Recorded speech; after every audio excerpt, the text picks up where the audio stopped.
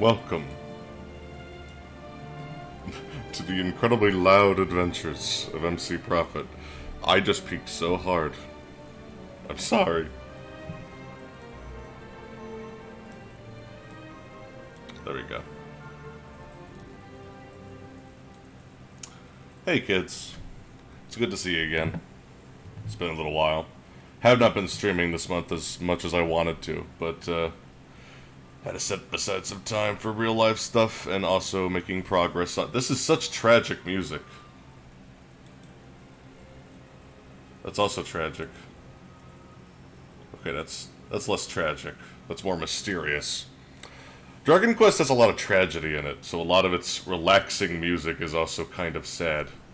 Anyway, had some real life stuff I had to attend to. Also wanted to set aside some time to work on my Dragon Quest reviews. Yes, reviews. I'm going to review the first one and the second one, and then maybe the third one all in a row, depending on how much I'm driving my audience crazy. Like, this is kind of my opportunity to gauge it. In terms of how much I could be obsessed with JRPGs, because I'm pretty sure I can be. 80% of my audience said yes when I asked if it would be okay if I focused on it as like my main thing. Obviously not the only kind of review I do, of course. Like, I still have hyper eclectic tastes when it comes to games. But you know, I have my soft spot. I have my soft spot.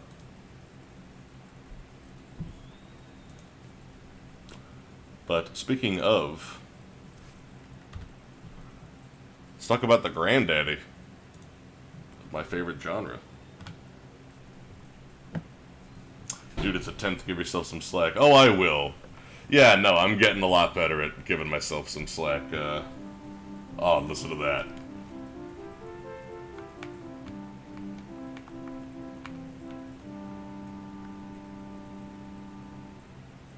That's that good shit. Let me know how the audio is balanced and whatnot. Might be a little loud. I could check that real quick.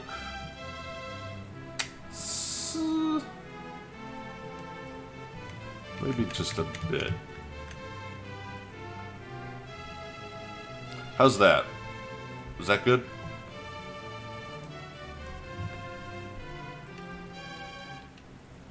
Dragon time. And yes, I do have my own little file here. I'm pretty far in. I would say I'm like almost halfway through.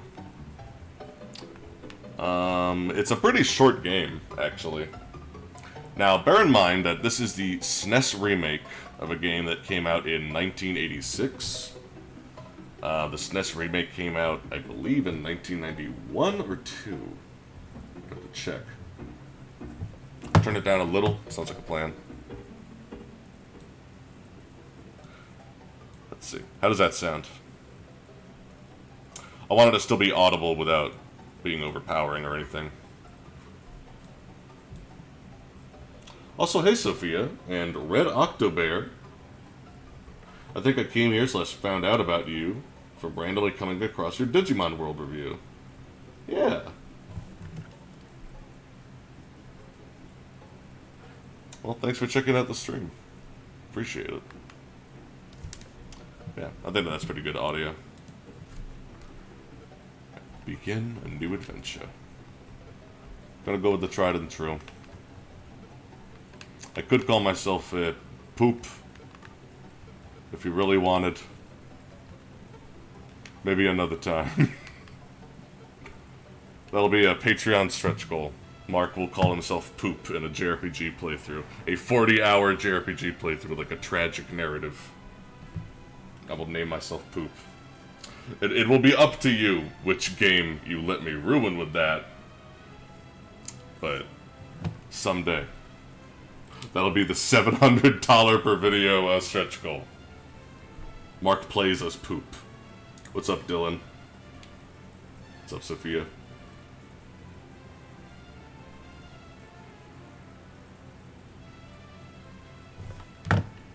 Here, let me listen to this real quick.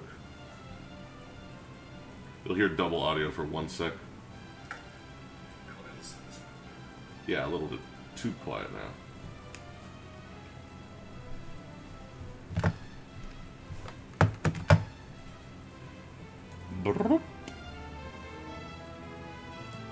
There. That should be perfect. Ah, MC, descendant of the legendary warrior Roto. We've been awaiting your arrival. Long ago, the legendary warrior Roto, it's fucking Lotto, I know it is, was given the ball of light by the gods. With its powers, he defeated the demons that had covered this world. Then, the evil King Dragon appeared.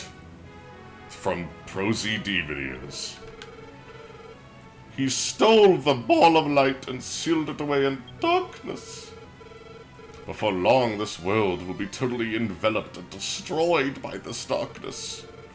Hero MC, please, your majesty, have mercy. Please defeat King Dragon and return the ball of light by any means possible.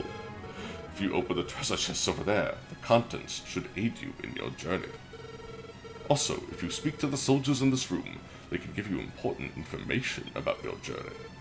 Well then, be off, Hero MC. Boop. And that's it. It was like about 30 seconds.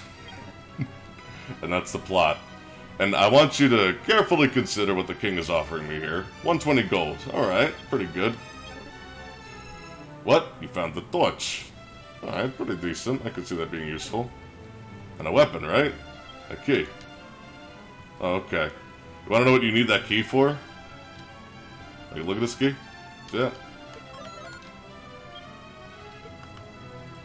You need it to get out of this room. So he basically gave me some pocket change and a stick that I can light on fire. So, thanks, buddy. When you leave the castle, you will see a town in the vicinity. You can purchase weapons and armor there. If you are wounded in battle, return to the town, blah blah blah. Yeah, these guys are just basic tutorial. This guy will tell you about the princess.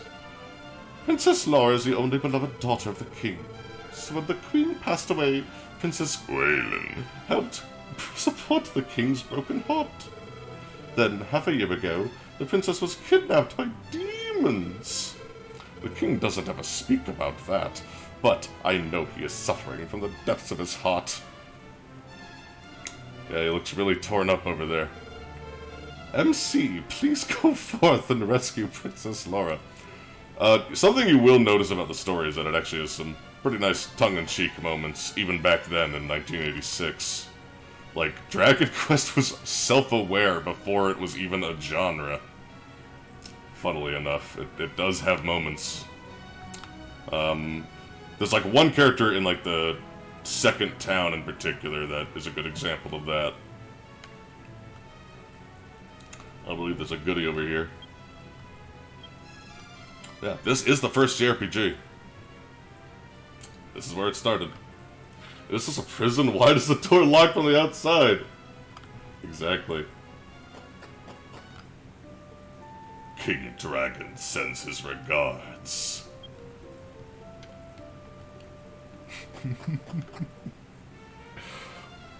You know, funnily enough, I also, so I have beaten this game before, but funnily enough, I did watch ProZD's videos before I played it, and I didn't know that King Dragon was actually the name of the villain in this game.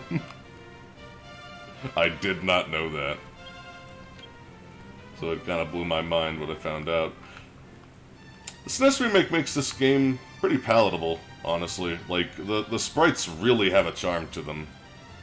Like, I think that this holds up pretty decently. Like, it could have been done better, and there's much better looking Dragon Quest games on SNES, for sure. 3 is when they started to really look pretty. But, yeah, it's not bad for the time. Yeah, it looks contemporary with Final Fantasy IV. So, pretty decent. Kinda looks like a Mystic Quest. Let's see what I usually just get the bamboo stick and then save up for the sword. I think that's probably what I'm gonna do again. And this kind of gets into like one of the first things that's sort of interesting about this game. So, here's what's interesting about this review, right? I kind of went into it expecting it to be very, very basic and simple, kind of boring. in a lot of ways when I first played it. But here's the thing. I've already played this game. I've already beaten it about a year ago, just for fun. I never even talked about it, but I played it all the way to completion just because I was curious. And, like, I'll put it this way. I wasn't expecting to beat it. Like, I was expecting to sample it. It's like, you know, oh, it's such an old dated game, there's no way it could hold my attention. It fucking did. I basically just got really into it, I didn't look anything up, and I came up with my own strategy on how to move forward. And my review kind of comes from that perspective of basically immersing yourself in the 80s and 90s and just really feeling your way through a relatively difficult game and, you know, feeling like you're solving its problems on your own with your own strategy. And I don't know, that's like pretty satisfying. Yeah, we're just gonna grab the bamboo pole for now. And that's it, we just have a stick. That's our gear. But yeah, we're just gonna save up for the copper sword. Maybe get, like, plain clothes. I guess we'll grab plain clothes.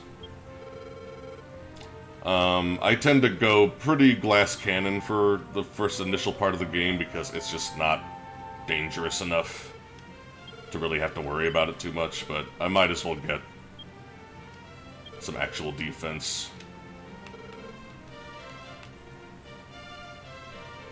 I don't think there's anything else in town we need to worry about right now.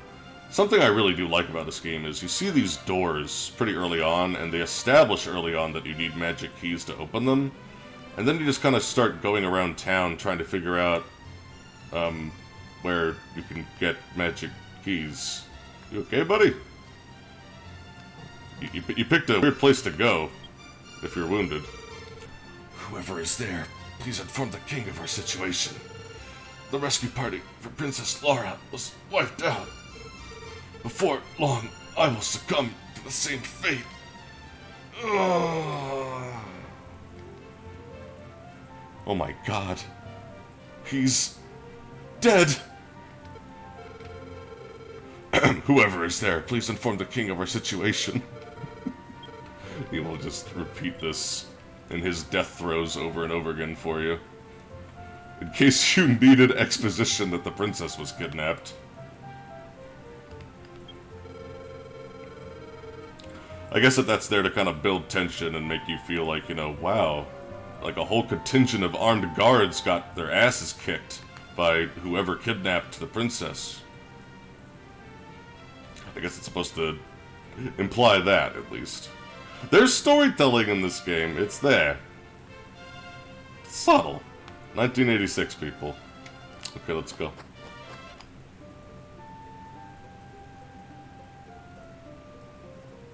Also, welcome to Dragon Quest. It's such a pleasant little aesthetic. Like, that's cute. That's some cute shit. There's something very timeless about these world maps. Red slime? Oh! A terrific move. First crit this early. That's a good sign. But yeah, during the early part of the game, and this kind of gets into the most controversial topic of all, grinding. Yeah, we're already talking about it. Again, 1986.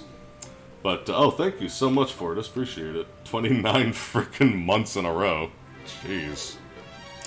One of the originals.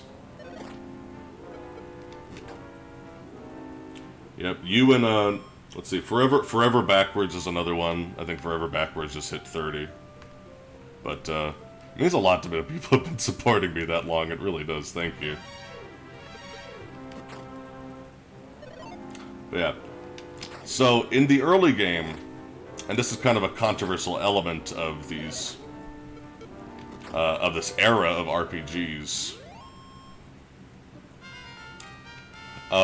you pretty much have to grind every now and then. And for a lot of people, that's already a deal breaker. But people need to remember the context of when this game came out, because at the end of the day, grinding was there was no stigma against it at the time. This really was the first game of its kind.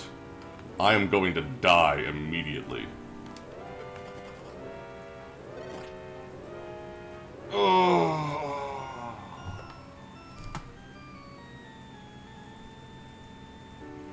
Oh, what was that? I had a terrible nightmare where I died. It's a good thing that didn't happen.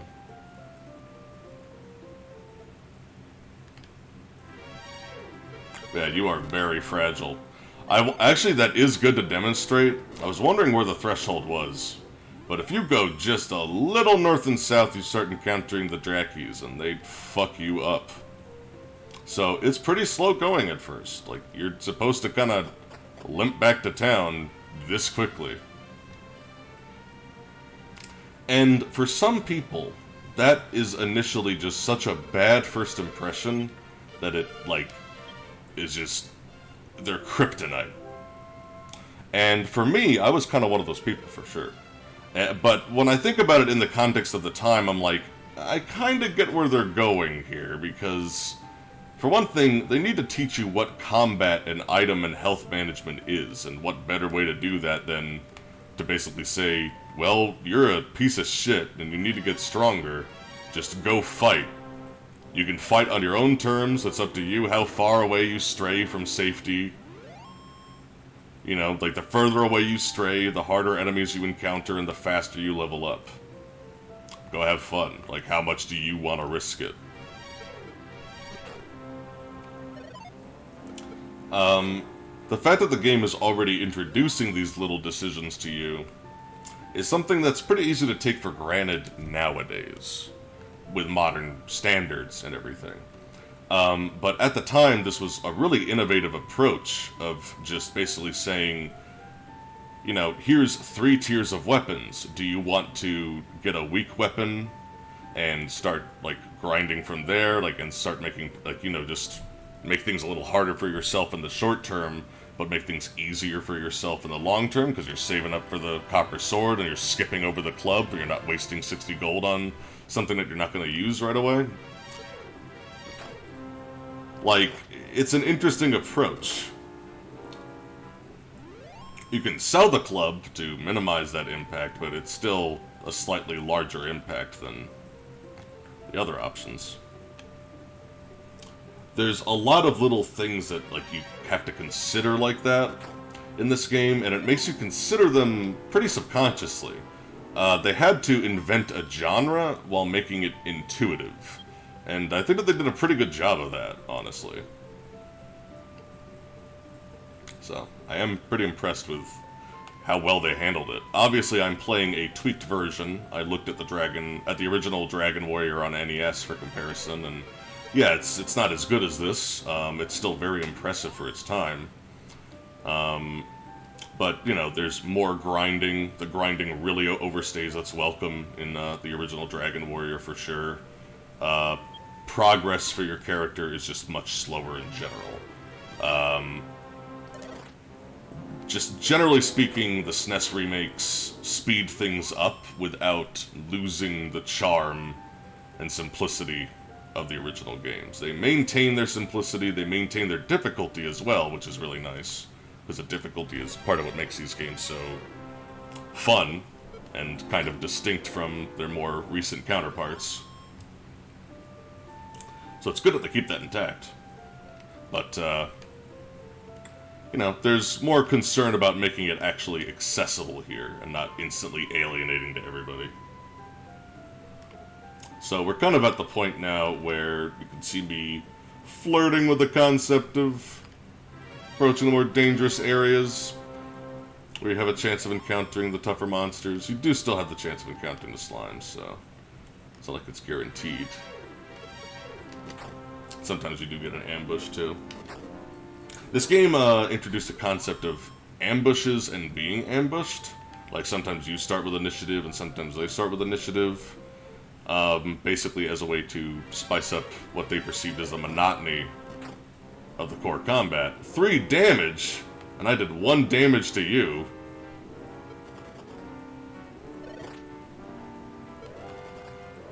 Thankfully, the more you run away, the higher your chance of running away is.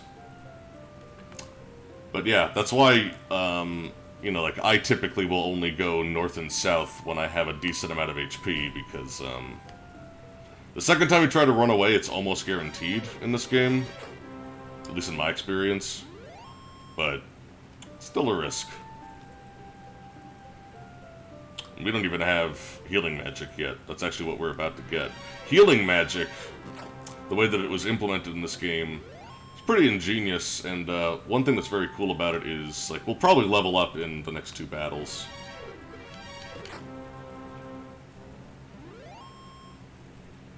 I don't like how a lot of early RPG... Oh, there we go. Such a satisfying little sound. Max HP increased, but also max MP increased from 0 to 4. And now, we have heal. Let's try that right now. We don't have enough MP. Yep, this is one of those games where you don't get your MP back when you level up. So fuck you.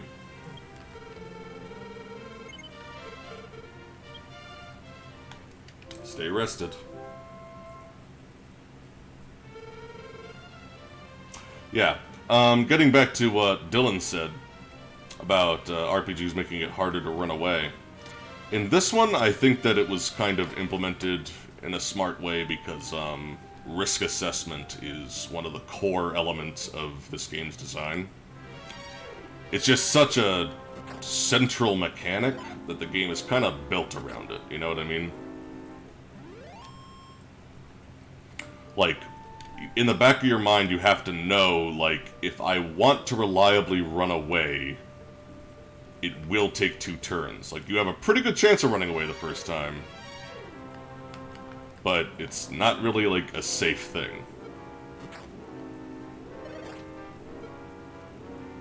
Let's see how well we can handle a Draki at our level with just a bamboo pole. Not too bad. Doesn't really give enough EXP to justify it, though. Getting pretty close to Copper Sword.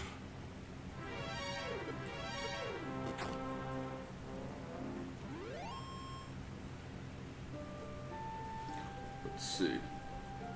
Wi-Fi's been awful lately, but I'm going to try my hardest to watch, not the least because it's Dragon Quest and the series is dear to my heart. Mine as well. I love it. I truly do. Give me 1 second, I'm gonna grab some water. It is hot here. And if you hear the fan, sorry. I'm actually gonna turn it up. It's on. Hey baby, good girl.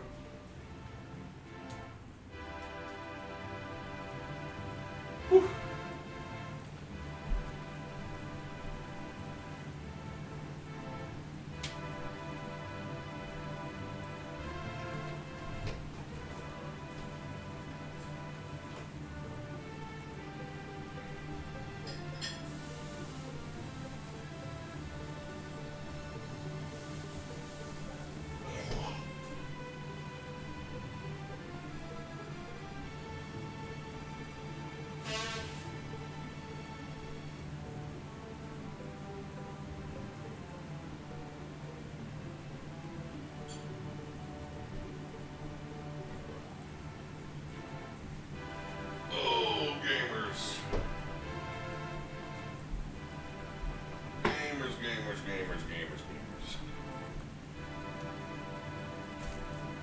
Also,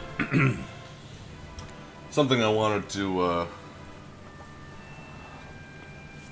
touch on here. Even in the original NES, these enemies had very nice iconic designs. They're even more iconic in the SNES version. But they're all very easily recognizable and distinguishable. And the designs kind of convey their energy, you know what I mean? Like, when you see a slime, it's like, okay, I'm probably fine. When you see a red slime, it's like, okay, I'm probably still fine. It communicates with you in a very clear and quick way what is and isn't a major threat, whereas this ghost is like, I don't know. Still a little goofy, but durable. Nice.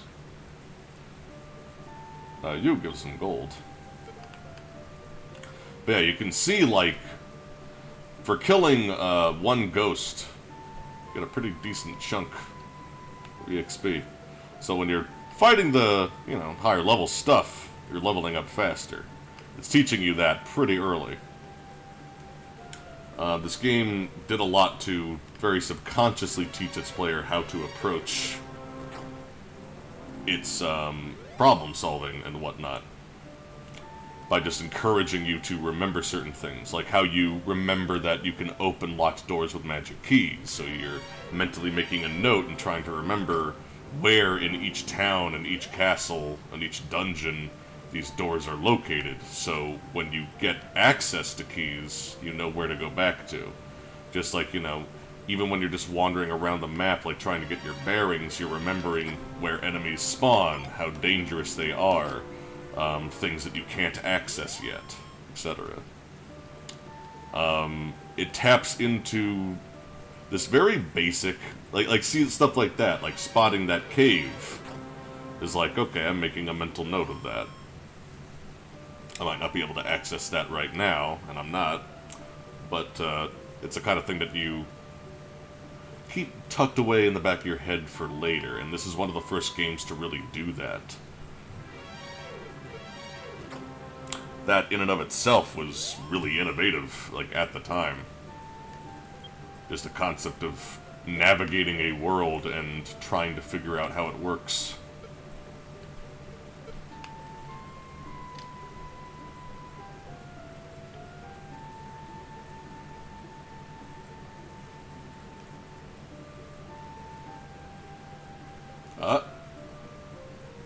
Copper sword time.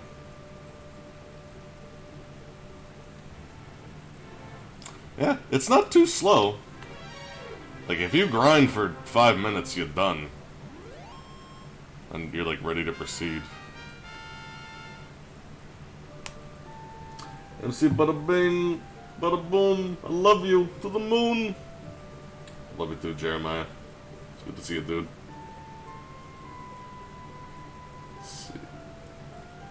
I'd say 3, 4, and 5 are the big highlights, like, if you had to play just 3.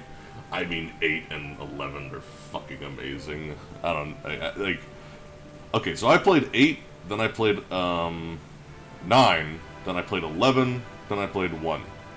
That is my history of Dragon Quest games that I've actually properly completed and played for any significant duration of time.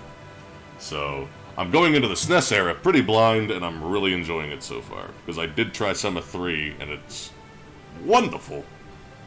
It's very good. Strength increased by 1. Speed increased by 2. Vitality increased by 1. Max HP, 6. Max MP, 7. See, now that's like a huge step, because we also get Fireball now. And now the game has basically really started. Because we have... Not only do we have a powerful offensive spell, we're also about to get... Well, actually, this introduces kind of an interesting conundrum, because we now kind of have the option of just leaning on the Fireball spell if you really want to. But, we're not quite at that point yet.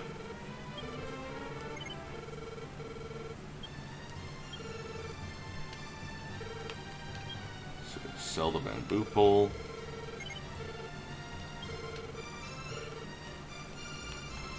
Yeah. And you can see, like, how precisely I'm playing this game, too. I have 5 gold coins, I'm gonna go rest at the inn. I grinded the minimum amount. You know, I mean, y'all know me. I'm not, like, heavy on grinding. It's not really something I like to do in most games. I try to beat them at relatively low levels. But, not just for the sake of time investment, but also just because, you know, I prefer to keep the game a little challenging for myself. Oh, thank you so much for the very good. I will actually open my dashboard, because I'm an intelligent streamer who remembers to do things like that. So, we actually can't check... Let's see, go to status. Yeah. We can look at our battle magic here. We have heal and fireball. That's it. Heal costs 3, and fireball costs 2. Even that had a lot of thought put into it, but that'll become a little bit more obvious later. So to sample fireball, boom. 19 damage. Fireball basically does a rough, I would say 15 to 20 damage. And enemies that are guarding, they block magic damage a lot less effectively than they do physical damage. So Fireball always stays situationally useful, but for this early part of the game, it's actually kind of a nuke.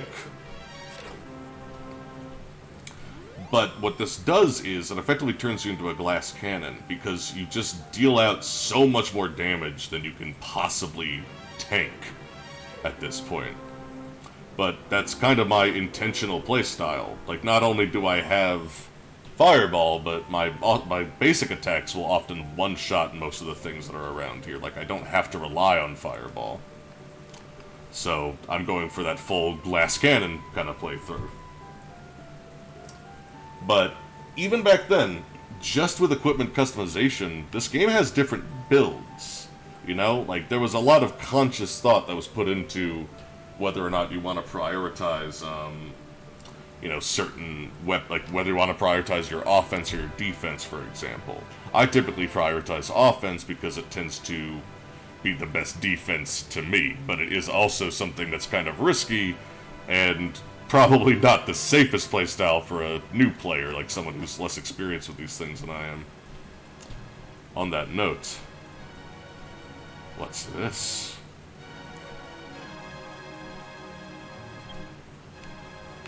I want you to immerse yourself in the 80s or 90s and listening to this music, descending into darkness, lighting your torch. This is the first cave you found. You're just trying to piece together what you need to do next. And you start exploring with this creepy-ass music. And something I like about this is that there's actually not encounters down here. This is a pretty brief little interlude that's really just building up to teaching you a little bit about how dungeon layouts work, noticing landmarks, things like this. It's also a cool little moment of tension building, just because of the music. Like, this was some really heavy and oppressive atmosphere for the time. And they deserve some credit for capturing that kind of feeling. It's very Link to the Past-esque, like that opening segment in Link to the Past still really resonates with me in a similar way that this does, in the sense of it's just like, what's going on? Like, it just kind of brings you into the narrative in a pretty effective way that a lot of Super Nintendo games did. MC reads his tombstone. A message is etched into it. Descendant, my name is Rhodo. 3 items when necessary to cross to the Island of Evil, which can be seen from Radatome Castle. I collected these items, crossed to the island, and defeated the evil king. I then entrusted those items to 3 wise men in the kingdom. The descendants protect those items and await your arrival. When an evil demon rises once again on the island, collect those items and slay the creature. The 3 men await your arrival somewhere in this land. Go forth, my descendant. And that's it. That's basically the plot. And it was a pretty brilliant approach for the time. Because it feels much more like you're kind of uncovering a cryptic legend. Something that has kind of faded away into obscurity, and people only remember bits and pieces of the prophecy. People only remember bits and pieces of how the hero stopped the darkness last time. Like, they don't remember everything. So there's an element of information gathering in this game that was very core to the identity of a lot of those early RPGs, like Ultima and Final Fantasy. And I think it works really well here. Also, thank you, Jeremy, for the donation. I appreciate it. Can you tell that I have a lot to say about this one?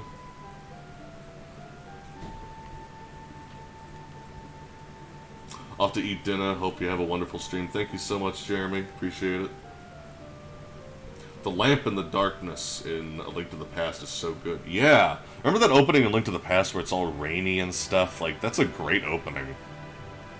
It pulls you in really quick. And this game kind of does it in the same way, in the sense that it very much feels like you are the person moving the action along and you're kind of solving everything for yourself. That's a huge part of the appeal of this era of game.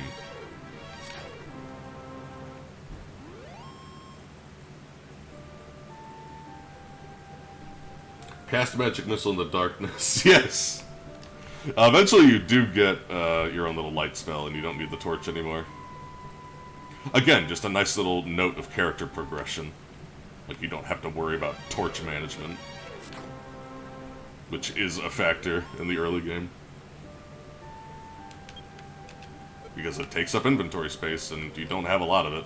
It looks fine now, because we're in the early game, but it gets bad pretty quick. Let's see. 30 gold. Let's explore around here for a sec. I want to see what we fight in here. One shot. Yeah. Why did I leave my water there? One sec. Bit gross. Ugh, I love your little sprite in this game. It's so cute. It's a very cute little looping animation. He's like, yeah, I'm gonna march over to the big mean dragon and give him what for? He's like, well, baby.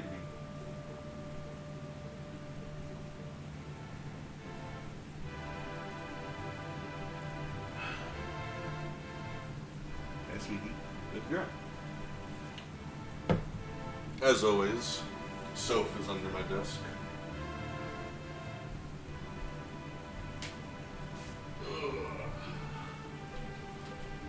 Just gonna grab something real quick. Oof.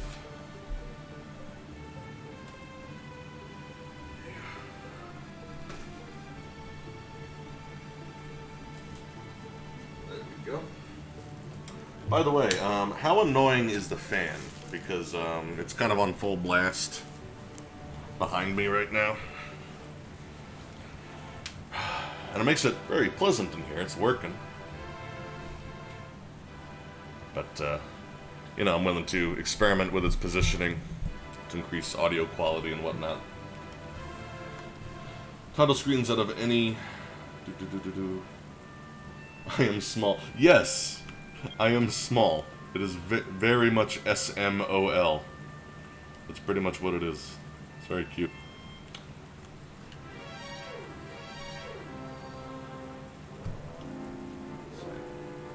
The difference in approach to storytelling is that the first DQ, the first FF take, is interesting. Yeah. They're both very different. FF games in general... Okay, well, the first games definitely felt much more like you were solving the problems yourself in Final Fantasy, though. I will say that. They did a pretty good job in that.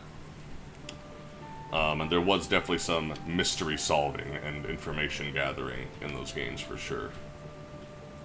Oh, down here is where shit gets real.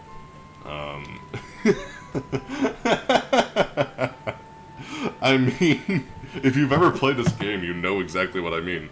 But this is something I really like about this game, and this was actually one of the areas where the game really started to click with me. Because what I'm looking at right down here, to me, this area is notorious. Because this is where a lot of people just give up.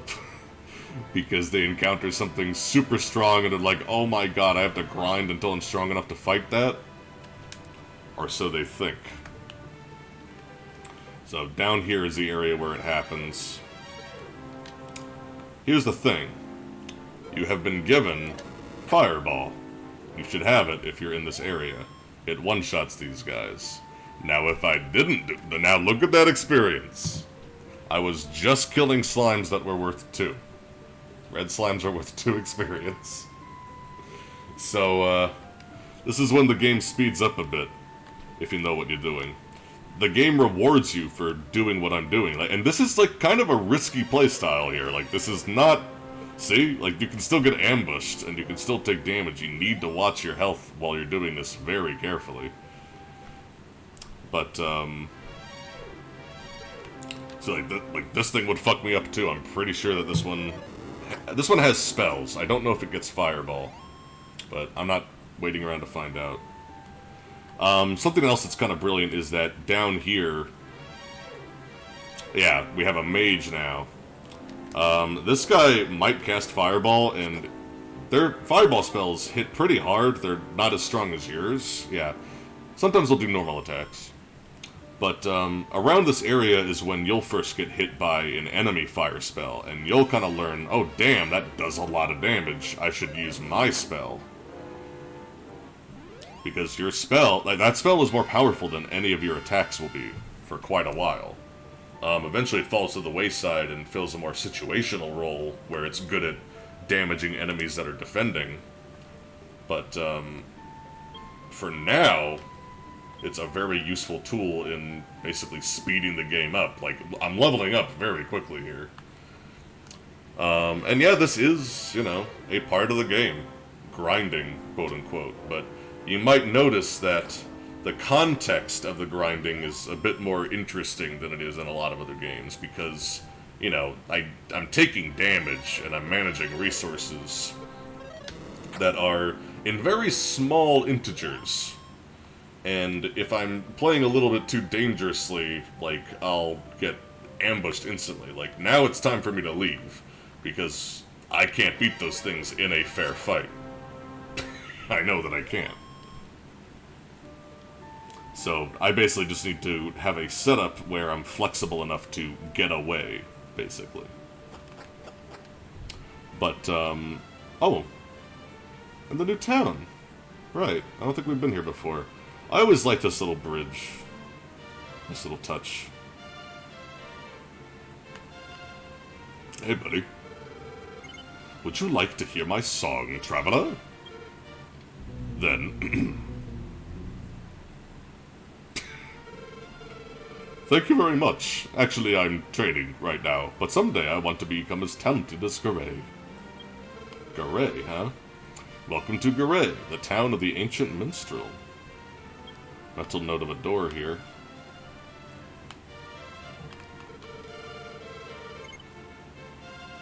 Yes.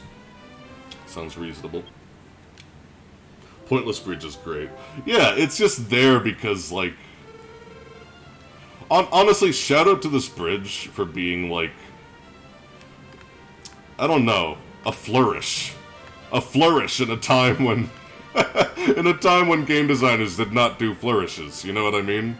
Like, you gotta appreciate it. You gotta respect the Pointless Bridge. There was a level designer in 1986 that was like, you know, this looks boring. Let me put a bridge. You came from Aratome. It was a cave halfway, yeah. A cave is said to be for the worship of the legendary warrior Roto. You worship the guy, huh? This is a weapon shop. How may I help you? Let's see. I never bothered with the iron axe. I really don't think it's fucking worth it at all. It is not a big upgrade for how much money it costs. We're much more interested in chainmail in the long term. We're going to skip over leather clothes and go straight to chainmail. So we're just going to save up for now. I will grab an extra medical herb, though. It's pretty good to just have at least 2 on your person. I don't find that you constantly need them. They stack in groups of 6. If you really want to be a little rich, you could just, like, buy a fuck ton of them, but they do get expensive, at least by early game standards. And by the time you can easily get the money to spam getting medical herbs are not your primary heal source. Like, you need better healing items than that, basically. Like, you need better healing options than that in order to get through the late game. So, there's a lot of consideration to little things like that in this game. Like, they think about trying to keep things useful without being overpowered. Like, it's pretty interesting how well they handled it. Whether grinding is tedious depends on how fun the current gameplay loop is, definitely. Like, Tales games can very frequently make grinding pretty fun. I enjoyed grinding in Final Fantasy X and Lost Odyssey, two turn-based games that have, you know, really widely acclaimed battle systems that are just fun to play with. So, you know, grinding is not always bad.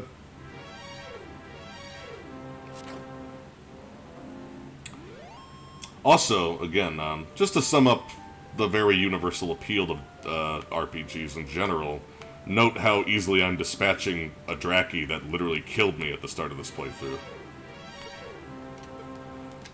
Now, we've got to handle these guys. But yeah, during this phase of the game, I lean towards magic a little bit. Thanks so much, Leather Jacket. Appreciate it. What's up, dude? Grinding for rare drops is bullshit. Yeah, this game doesn't have anything like that, thankfully. These guys don't even drop items. I think that was added in the second game. Or if they do drop items, it's very rare. I don't recall it ever happening in either of my playthroughs.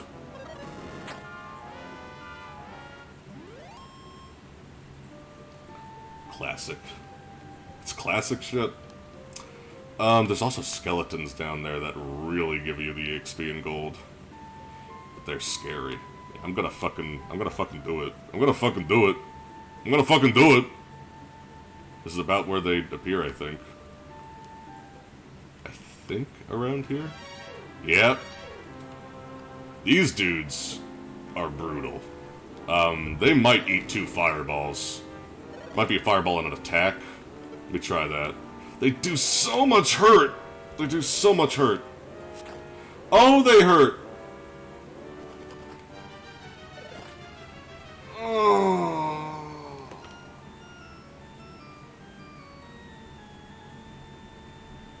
What? Man, that was scary. Yeah, see? You don't want to fuck with that. Sometimes you just don't want to fuck with that. They eat 2 fireballs for lunch. But you can fight them at this level. It is possible. It's just ludicrously risky. And now I only have 2 fireballs left, see? So it's like, you know, do I want to go back down and challenge that skeleton again, or do I want to go back? I think I want to go back. But, the fact that grinding, quote-unquote, is a situation that presents you with actual problems and actual risk helps a lot. It really does. Like, it makes it not a completely boring moment of gameplay.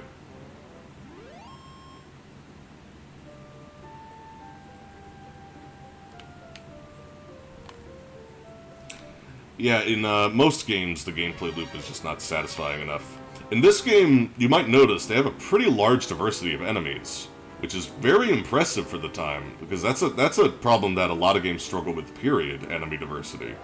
But, I'm already encountering spellcasters, and pretty tanky enemies, and high DPS enemies. Like, there's a decent variety of distinct threats here. See, their fireball is pretty strong. Not as strong as mine, though.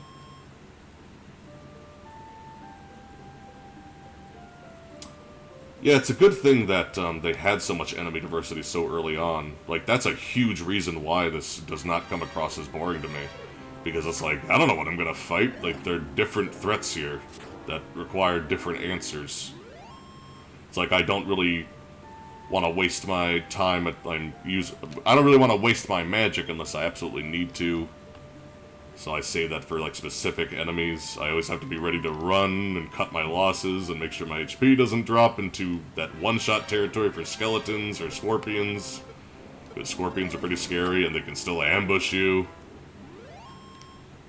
Like, if a scorpion ambushes me, They do a lot of damage. I forget exactly what it is, but it was at least like 10 or something once. And that's, you know... How much is that out of my health? Yeah, 10 HP is almost a third of my health. Think about that. And there's enemies right now that I can fight that can do that to me. There's enemies that can do 18 damage to me in one hit. That's what the skeleton did. Like, it doesn't fuck around. And it makes you really think about, like, what you're doing. And it makes you memorize where enemies are located, roughly. But the thing is, because the game is rough about where enemies are located, you know, it's not exact science, like, you really do feel the need to play it safe sometimes when you don't feel like dealing with skeletons and stuff like that. Like, you memorize what the threat zones are. It's just one of those ways that the game kind of gets in your head like that, in a very cool way. Like, it makes you think like you're an actual adventurer who needs to get stronger, but, you know, doesn't want to be an idiot and get killed. Makes you play smart. Chainmail. Excellent. That's a huge boost.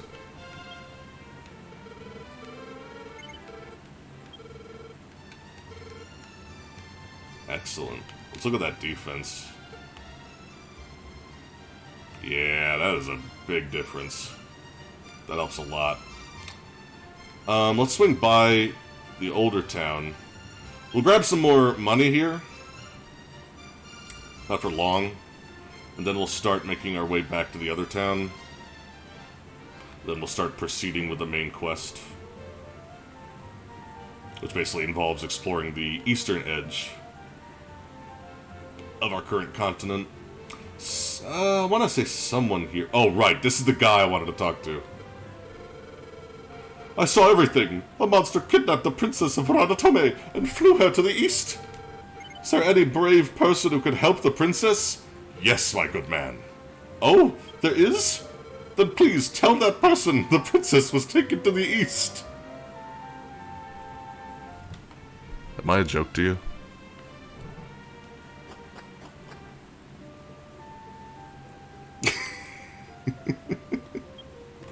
But yeah, that's what I mean.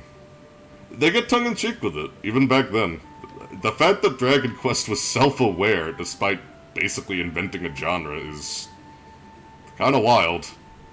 Like, these weren't tropes back then. I mean, I guess they were in fairy tales, but not really in gaming. It's interesting.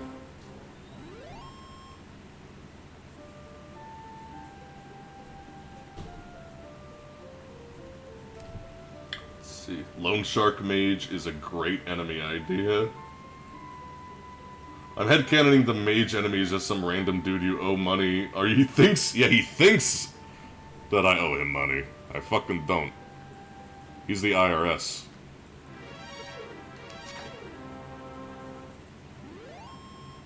Pay my taxes.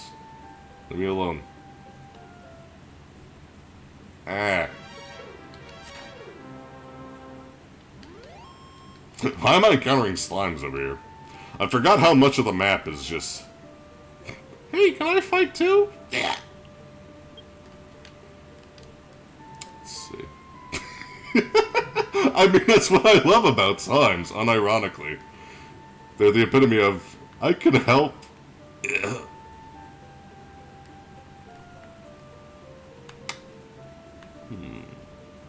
I mostly remember my way around this area. Oh, there we go. Yeah, there's some, there's a town that we want to go to first. The fights are going to ramp up a little bit. Now, you can see down here, I think it's kind of clever that they're pretty careful with how they... Well, nice, like, the text box blocks it, but you see the cave down there in the lower right corner. So, we will go there later. Oh, you know what? I never got a leather shield. Let's go back to the first town. Also, this is something else to bear in mind. Whatever. I'll cross it. The game was very much built with you kind of wandering around and getting your bearings in mind. Again, like, that sounds like a bad thing. It really isn't. It works well for the game. But because of that, it's pretty easy to get to a decently high level. So the game is built with a wide variety of levels in mind. You know, it takes a while for you to really feel like you're overpowered, I guess is a good way to put it, but it can happen. Let's see. Do I have enough money for it? I think 60 would be enough. I don't remember how much this costs. It might not be enough. I want a shield. Fuck. Never mind. I don't want a shield. I don't think I... Yeah. Yeah. Feck. Let's go, fight shit in the south, then, with our fireball.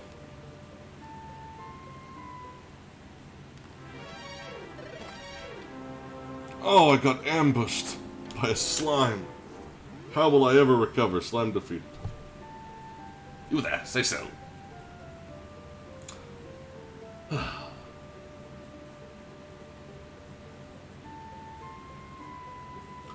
see. I like the dungeons in Zelda 1 and the overworld. And I like the overworld as a means of getting from dungeon to dungeon, but I'm less of a fan blowing up... I'm less a fan of blowing up every wall, rock, and tree in that game. Yeah. Like, this game is a little bit more satisfying to feel your way through, in my opinion, than Zelda. Like, I tried getting into the original Zelda, and I kind of did, but it's not a game I ever beat, nor is it a game I feel a lot of drive to beat. You know what I mean? Like, I just kind of acknowledge that it's good for its time, but I will say that I think the lack of opportunity to realistically figure out that game on your own with no outside help, like, I don't know. I think that that's a little, I think it's more satisfying to really feel like you can solve a game's problems with its own internal logic. That's why, like, a lot of the destinations in this game, and quote-unquote goals in this game ultimately amount to information gathering. And speedruns do not require you to actually go and get this information or anything to trigger any flags in the story or something. Like, you can just keep going wherever you know ahead of time where you need to go. Which is kind of cool. It helps with the replay value, but the problem is that it's pretty easy to end up extremely under-leveled once you know where you need to go, and you just speed up the process like that.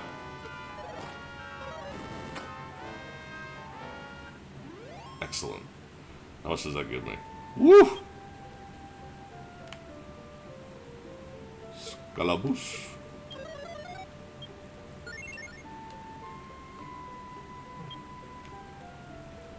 Yeah. I think that already... Yeah, look at how much gold that gave us. I might as well get a few XPs. Spooky lad alert. I think the first Zelda game I really loved was Link's Awakening. Zelda 1 and Zelda 2 and Link to the Past are all good, but don't hit the same notes for me. Yeah, that's fair.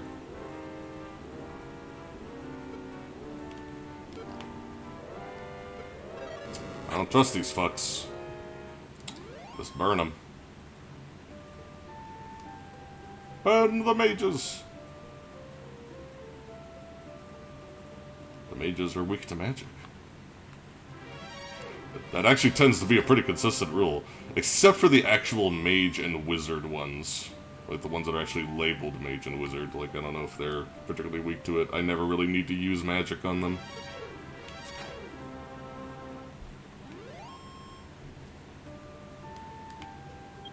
I might be able to level up here.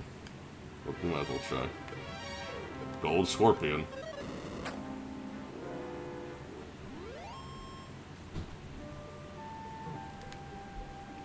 Let's give it a shot.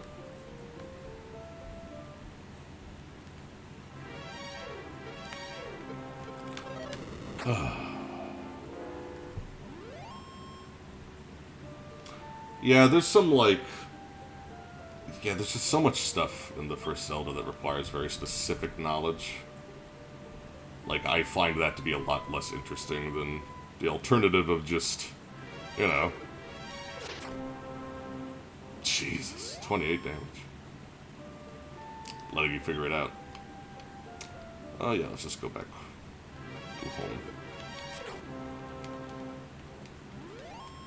Every now and then the encounter rate has this weird spike.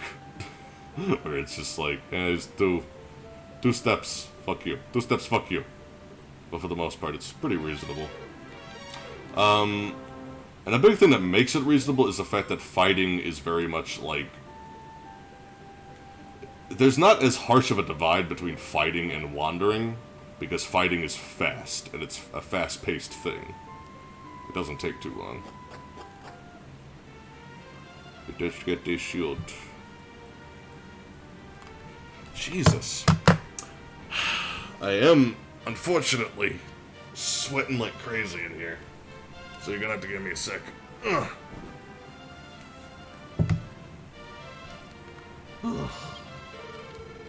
Let's talk to you. But first... Oh, God.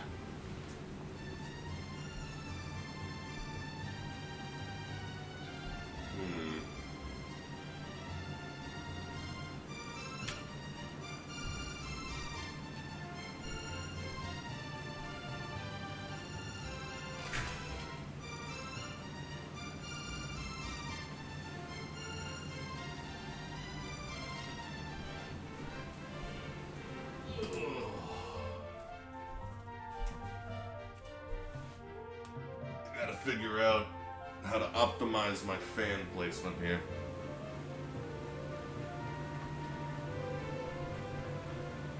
Oy.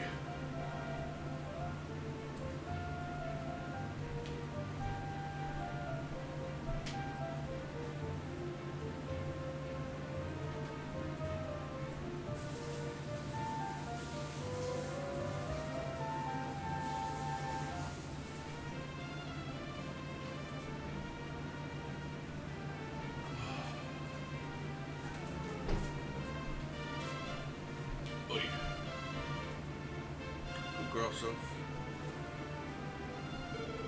nothing.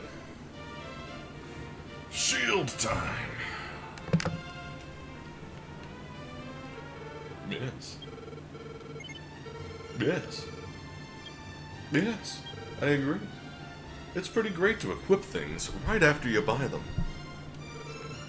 Buy. I need to take a nappy poo.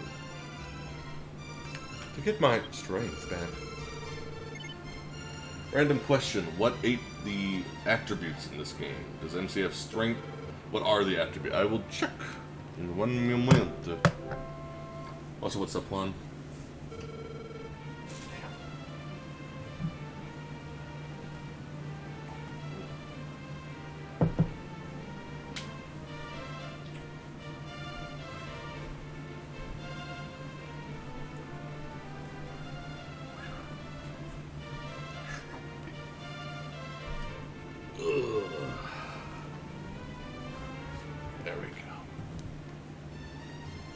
Sorry, y'all. I'm like trying to cool it off in here. I think that works. There we go. Yeah, attributes. Strength, agility, vitality, max HP, max MP, attack, defense. Attack is literally just strength plus your weapon. And defense is just vitality plus your armor, as far as I can tell.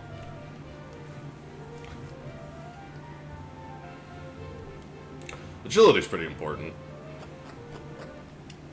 You really, really want to go first in this game. But there's not much you can do to really customize your stats outside of finding a few seeds. And it's not like there's any reason to not use every seed you find, so... You know, it's just a game about making your character better. And various different ways. It's just up to you what you prioritize first. It's interesting, thank you, no problem. Yeah, it's really been fascinating playing through Dragon Quest 1 and 2.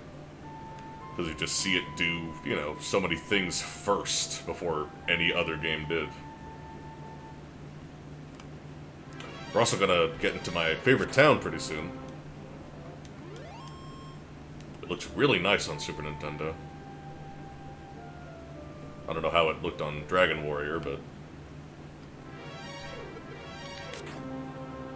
so many basic riches. There we go. Now we're at the purple continent.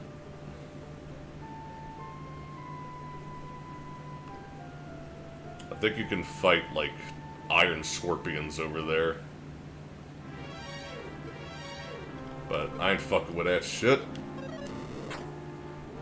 I'm a mage build. Apparently. I do like that this game managed to kind of have builds. That is weird. But it did. Speaking personally, I pretty much just switch what my optimum build is depending on what the game wants me to do at the moment, though. That is what most people do. Oop. Well. Fuck you. Let me get in the town. Man. Not a great welcoming committee. But yeah, look at this. That is a nice little visual effect of the sunlight coming through the trees. It's very nice to look at. Yeah. Makes the whole place feel very homey.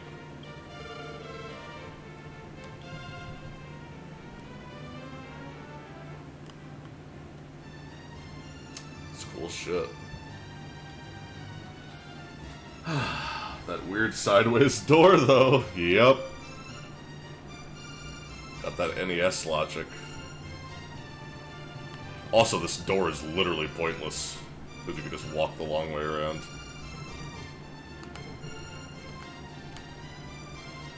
What's up, buddy? Oh, actually, you want to know a really great example? Check this out. 4 paces south. Late in the game, someone will tell you to get something cool 4 paces south of the bath.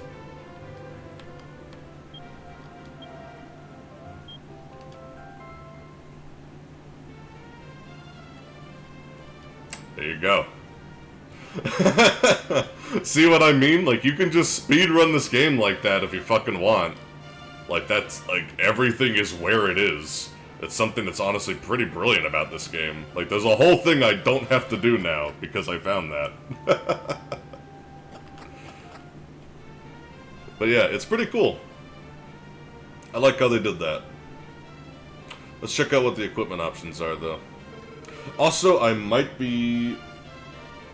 I think I'll go for another 30 minutes. But I am gonna have to go get some food soon. Iron axe, iron armor. I normally don't really get much in the way of equipment here. This isn't like a horrible place to grind, but I typically don't bother. Hey, you! I can see that soon when a beautiful woman looks upon the face of the hero. She will fall in love. What a lucky person. Cool beans. Hey, get a load of this. The husband of poor Cleo over there skipped down to buy some magic keys. Good for nothing man left behind his lovely wife. I mean, really. That's alright. I didn't want to be a burden on his dreams. Of buying some keys? Honey, you need some self-worth. I heard a rumor that there is a shop in the town of Remoldar that sells Remoldar? Some Oblivion shit that sells keys. And bada bing, bada boom. Welcome, this is an open-air bath, I can see that. Got any cool shit? I stole someone's pants.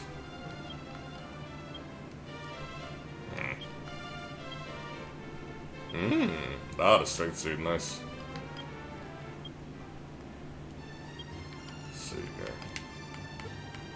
Yeah, no reason to not use them. I don't even know what they sell for, but you should never sell them. They're invaluable, honestly. Puff, puff, puff. Oh, how wonderful. I guess weed is popular here. Hey, lady. Hey, good looking. Would you like a puff puff? It's only 20 gold. I mean, it is a stressful job. I guess I could use a little bit of the, a little bit of the puff puff pass for the road. You know what I mean? Yeah. What's happening here? Oh, all right then. Let's start. I mean, I gave you 20 gold. You just gave me the weed. What am I smoking it now? I want to save it. Don't smoke it all now. I mean, yeah, it's great, but now I don't even. I got this for my anxiety, man. That's it. Thank you very much. Well, then please come again. That sucked. I can't believe he blew it all. God damn it. I needed that for the road. I have, like, 5 bosses to kill. Need my anxiety down.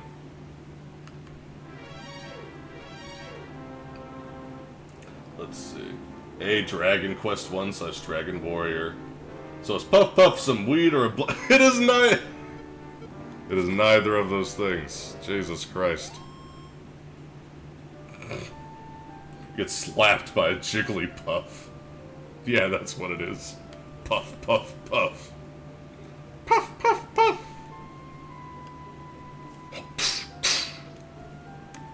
Jigglypuff used double slap. It's super effective, despite being a normal move.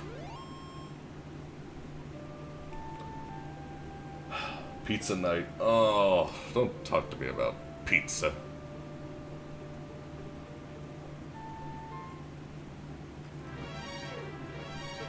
Ooh. Shiny boy. More like dead boy. Fucking got him.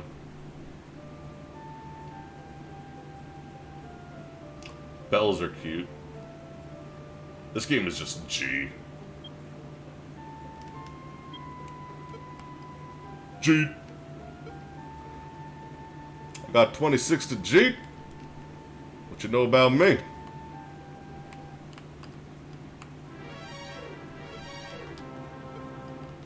Got money as far as the eye could see. I did not have to use fire on a fucking ghost. What a waste. He didn't even appreciate the fact that I burned him alive because he wasn't even alive. What's the point of burning something that's not even there? Anything of note over here? Okay, it's just pretty much the cave. Oh man, crossing the cave. Crossing the cave itself is not that big a thing. The big thing is the part right after. I'm pretty low level to do that. I don't know.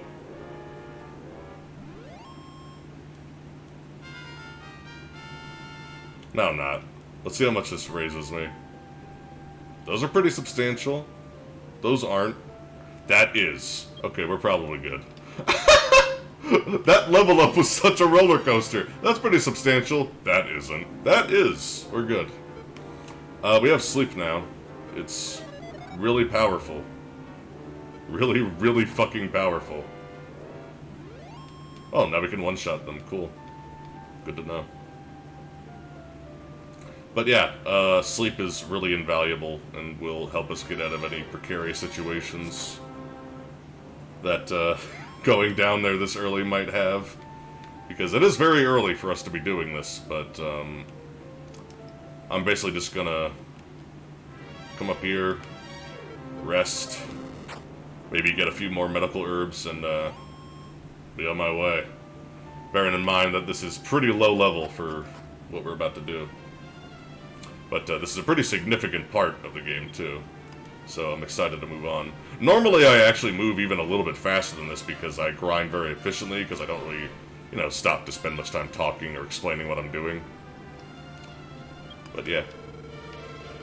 The opening of the game is pretty swift. As long as you're paying attention.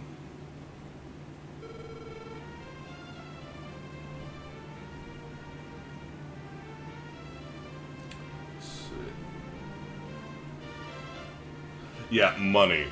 I like money. M-U-N-N-Y. That's one of my favorite fantasy currencies. Money. Like, you can't say it without sounding a little stupid. And I appreciate words like that.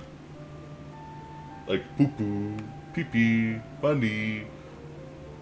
Money is like the poo-poo of currency words. There's my hot take. 2 medical herbs. I'm also carrying shit I don't need. I guess I'll go sell it. Maybe. Yeah, you just need the copper sword for a while. That's some decent money.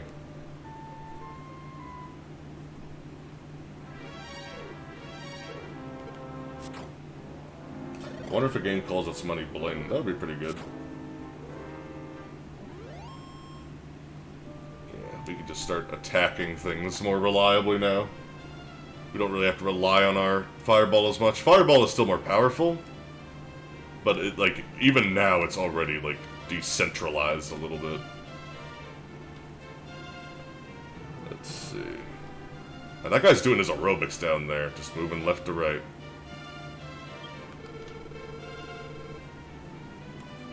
Legendary sword. Why would a weapon shop have a legendary sword? That's not how it works, ever. Indie game. Item boy! Where's item boy? That guy's pathfinding has locked him in the abyss down there. Okay, buddy. Yeah, you have to really go out of your way to get to some of these shops. They're not very open in their design. Dragon Quest would get better at that over time, but in this game there's actually a lot of moments where you have to trek through this long linear thing in order to just get to a certain shop. Inside the cave to the south, someone said they saw a beautiful woman. However, that cave is full of monsters, so there can't be a beautiful woman in there. I guess he was just seeing things. That's just common sense. That cave has monsters in it. There can't be a pretty lady in there. Come on. That's unreasonable.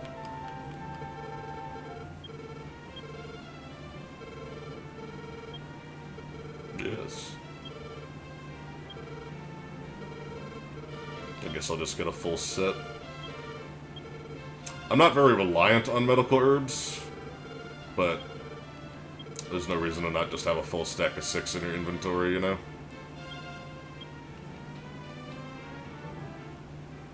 What are you doing down here, buddy? I hear that the golem, a gigantic monster, has a weakness for the sound of a flute. You will not have the power to defeat the monster if you only fight it. That's why we have the fairy flute. So we can skip ahead in that segment a little bit.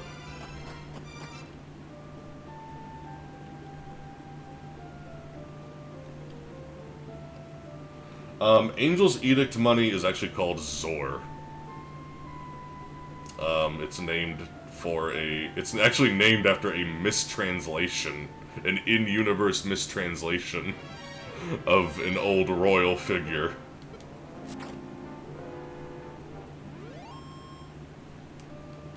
Funnily enough.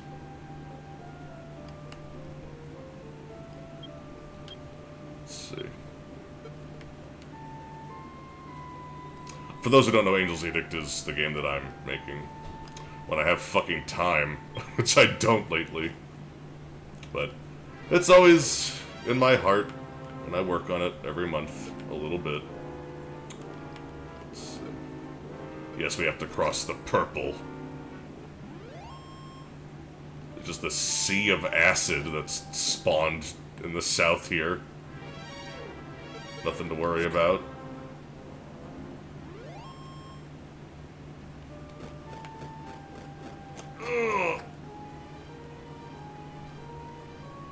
my. We don't have a torch! We don't need a torch! I know where to go. Not even kidding. See? That's kind of something that's pretty brilliant about this, honestly. You don't even need the torch once you've played through this game enough. At least not for this one. This one is pretty reasonable because the thing that I need to do right now is a straight shot. Until right at the end, at which point it's a pretty simple little maze.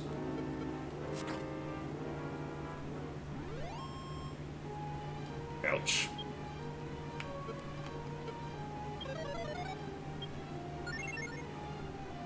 There we go.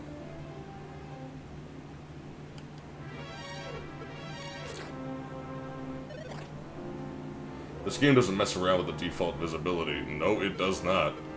It really doesn't. Watched your analysis vids back in the day. Have a great stream and glad to see you back at the creator's seat. Oh yeah, I never left, dude, but thank you. And though I've been doing this for a long time. Let's see. Yeah. Yeah. Yeah. Yeah. Yeah. Yeah. It's alright. It's like I kinda know where I am. Does that do it? Yeah, nice. Let's see. There we go. Up. Left. Stairs are around here. Mage didn't see me. Didn't see shit before he sliced his head in half, apparently.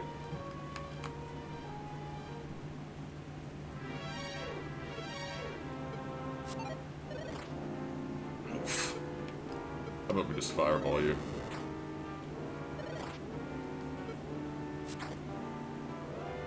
These things are durable. Just survived a fireball. Is it all the way up? Okay. Okay. It's much farther to the right than I thought.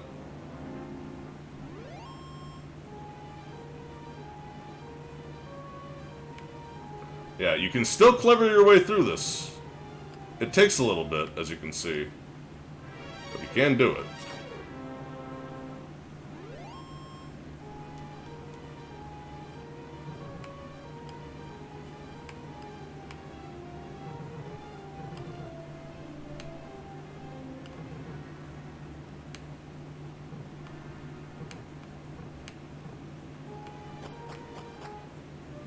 Gotcha.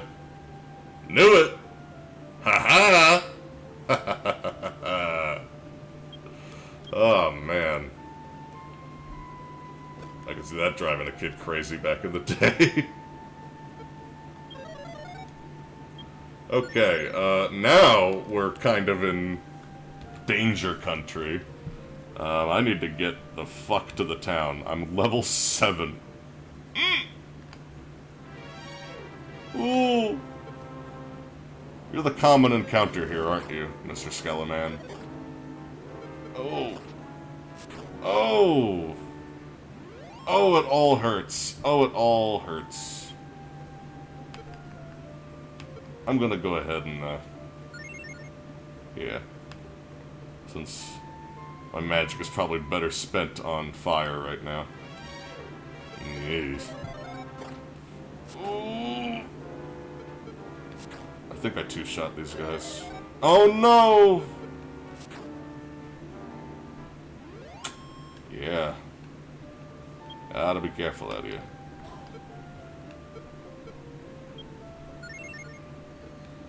We're brute forcing our way.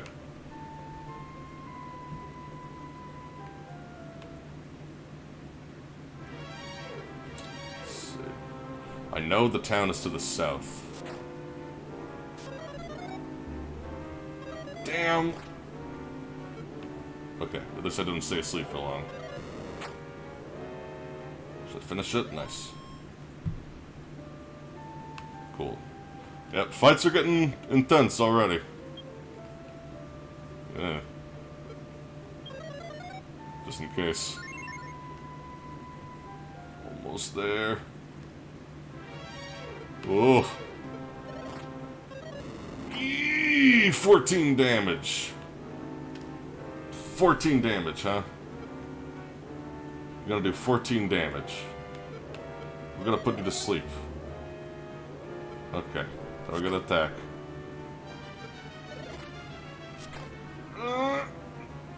Oh, Jesus Christ. Get to town. Get... Okay. Just in case the game decides to be an asshole. Okay.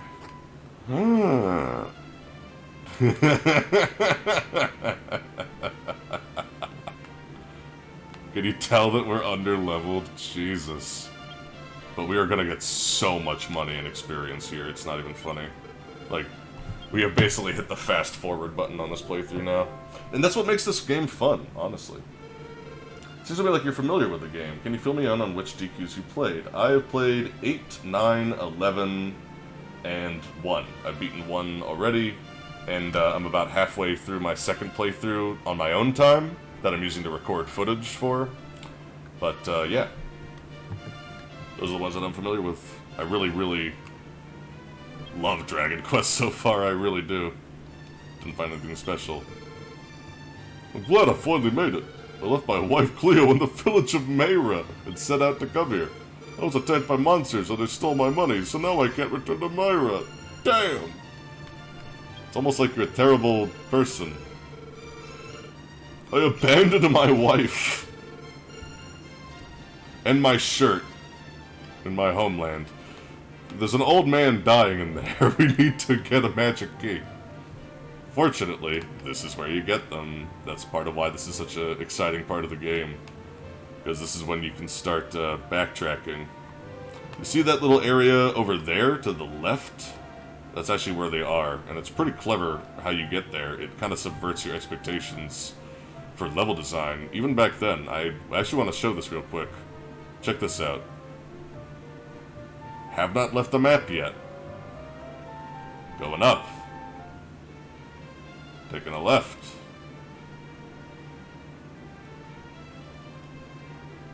And bada bing.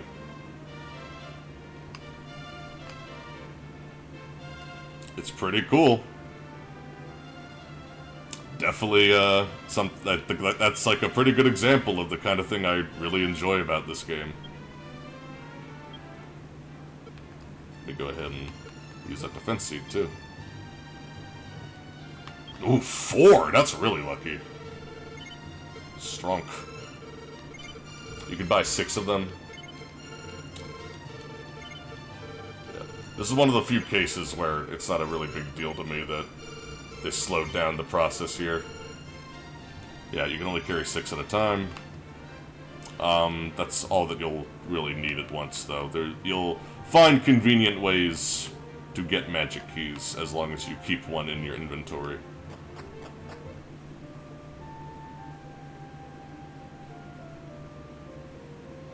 Let's see.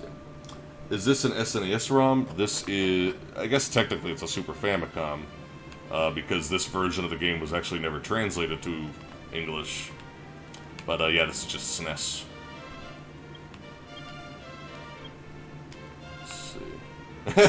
So, something that's messing with my instinct, and I'm sure a lot of like Western gamers can relate to this, is you know, this is one of those older RPGs where you have where A opens up the menu, X is your actual action button. So it's like it's messing with my instincts, dude.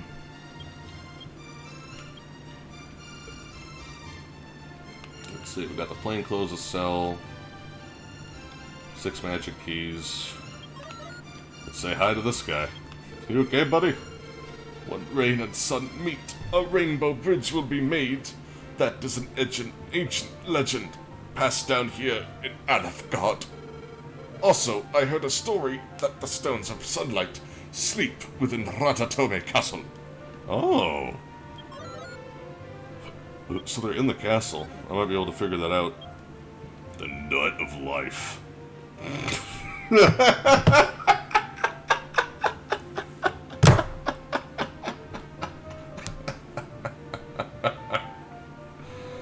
Oh, man. think you'll find that, you know, no. Too easy. Too easy. I think you'll find that a lot of people have found the nut of life. How's it going, buddy? You having fun down here? You should find the finest ring. That will be one of your big accomplishments. Thanks. I have no idea what the fuck that means. Check out this cozy little bougie place with a fountain. What the fuck? What's up, buddy? Now that I know King Dragon has come and attacked, I won't be able to settle down and start my own business.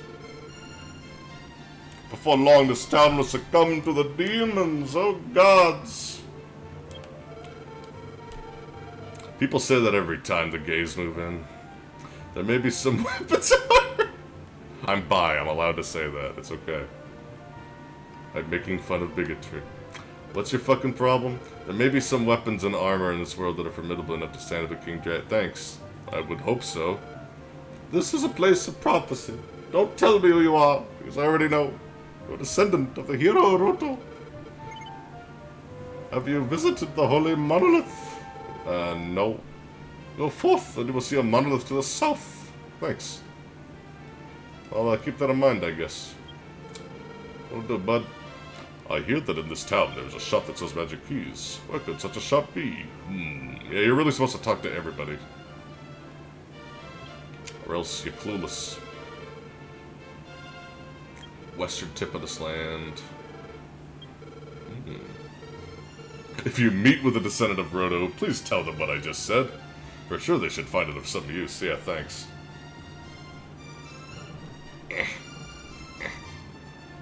You need to work on your shop location, old man.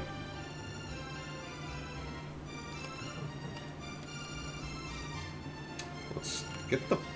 There we go. Yeah, classic annoyance of the time. This guy sells items. I don't think I need any right now, though. It's not talking. It's opening the drawer and stealing their possessions. What'd it do? Ah, who are you? Get out of it while I'm Oh, jeez, I'm sorry. I didn't know. Get out of my fucking way. Get out of my fucking way.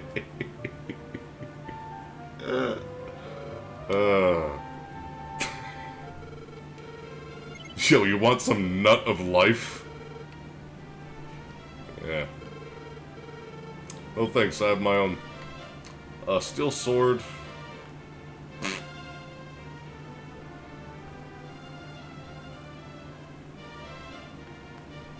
I mean, I guess we might as well save up for the steel armor.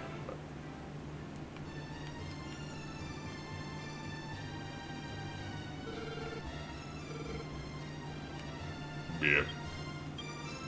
Damn it.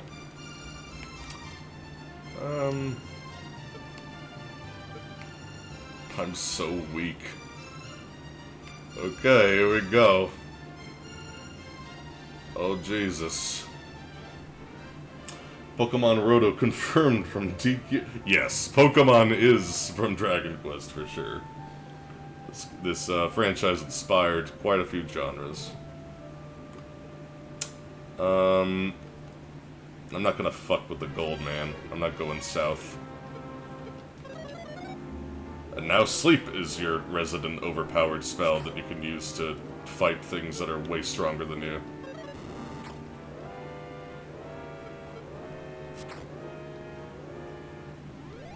There we go. Oh.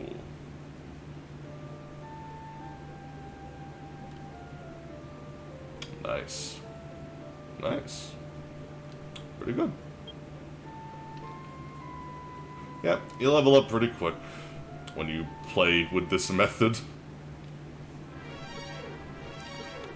The game also becomes, like, less and less grindy as you proceed. It eventually starts getting much more fast-paced.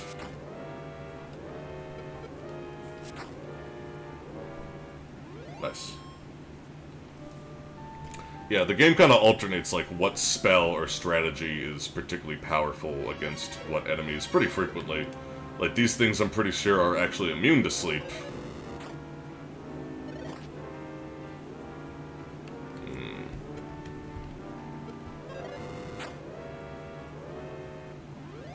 Yeah.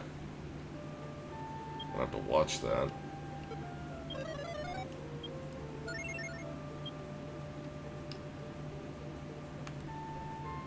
Okay. Ooh, Iron Scorpion. Also, oh, thank you guys so much for all showing up, by the way. Jeez. 16 viewers. Thank you guys. I'm glad y'all are enjoying it. When you get the joke percent, prophecies are weird. They're like in-universe spoilers. Also, the source is almost never reliable. Yeah. In-universe spoilers is a good way to put it. It's a narrative device. It makes sense in this context, especially. Oh, jeez. Strunk. Oh, God. He takes very little damage from physical attacks when he's defending. You gotta be careful with the Iron Scorpions. Fireball is still the best strategy against them, and it typically one-shots them. Every now and then it won't, though.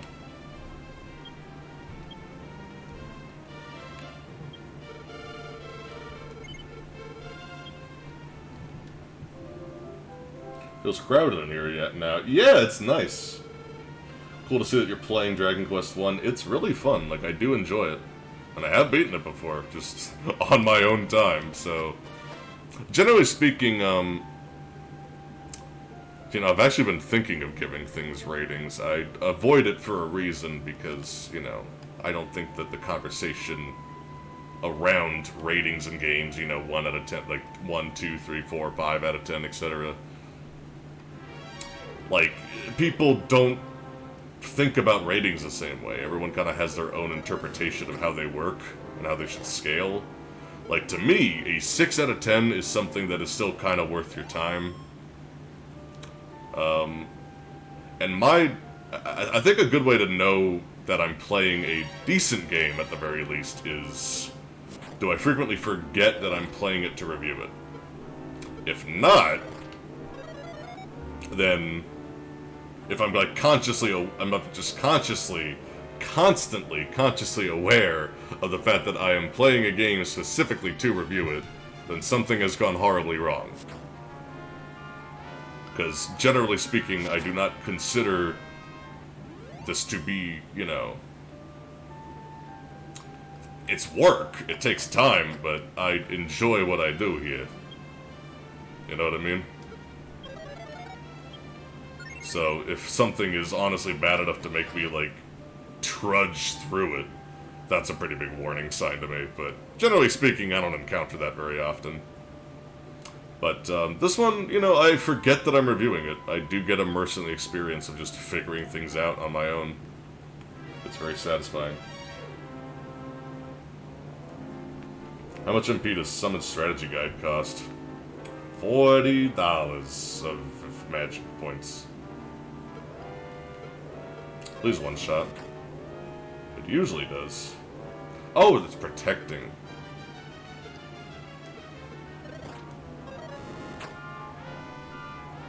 Yeah, you just want to spam Fireball at those guys, otherwise they'll just be around forever, doing some pretty steady damage to you.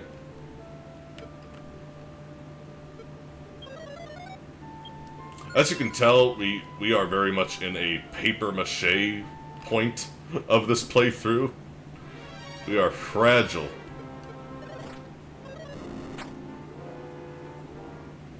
Yeah. There we go. That will change soon. But it is something we kind of have to live with for the moment. Enemies also frequently outspeed me, which is another pretty big downside right now.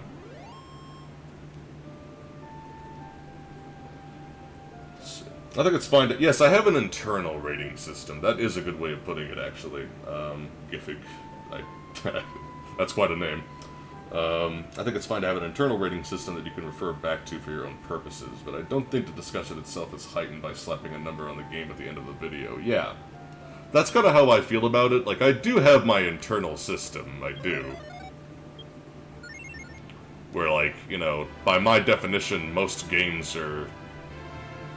like, unless you're counting the mountains of shit that's just, like, on WiiWare or apps, phone games, Steam games, back when, you know, like, anything could be greenlit. Like, those kinds of games, I pretty much dismiss because I barely consider them games so much as, you know, basically an interactive piece of fucking financial fraud. Like, these are games that were made to just steal money from people who didn't know better. Or from people who like games that are so bad it's good, that kind of appeal. Like, I barely count those, but discounting those piles of trash that no one gives any effort to, my logic is that most games are like 6 out of 10 at least. I'm a reasonable optimist when it comes to overall game quality. Like, most of the retro games I revisit, it's like, you know, they're not horrible, they're just decent enough. Some of them are great, some of them are more than great. Like any era of game design, you know?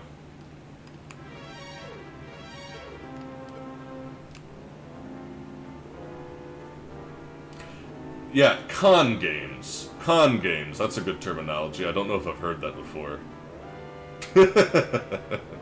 That's a good way to put it. I like that term. We got a spam bot, by the way. Memo, if someone wants to handle that. It would be pretty funny if the prophecy is coming true, but you have the guy who made it up in your party, and he's very aware that he made it up. Final Fantasy X plays with a similar concept. Also, I think I need to run. Also, listen to this music. Crank it a little bit.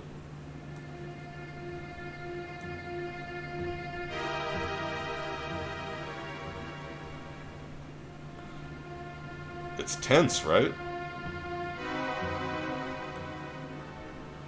There's actually a pretty fun little moment in the review involving this hyper-tense music.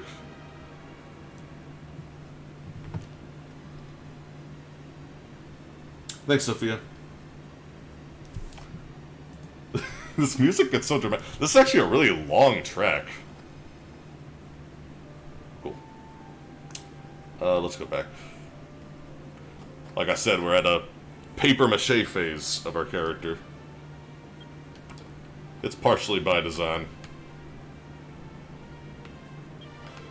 One more level up will make us much more tanky. I do think I'm gonna buy some iron armor, though. I think that would make a significant enough difference that it'll be worth it. What level are we? We are level 8. Cool.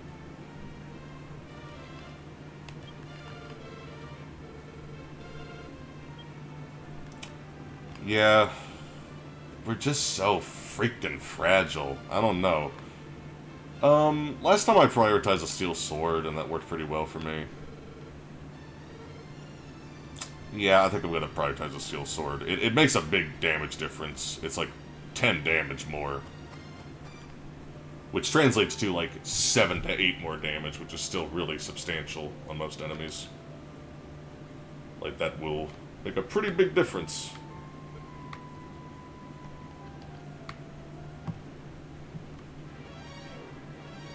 The weird dress code of RPG enemies is also fun. Yeah, it's cute. I cannot see Ganon when I see the Wolfman. Yeah, I don't see it. I see the color scheme. But we'll see him when he comes up. Iron Boy.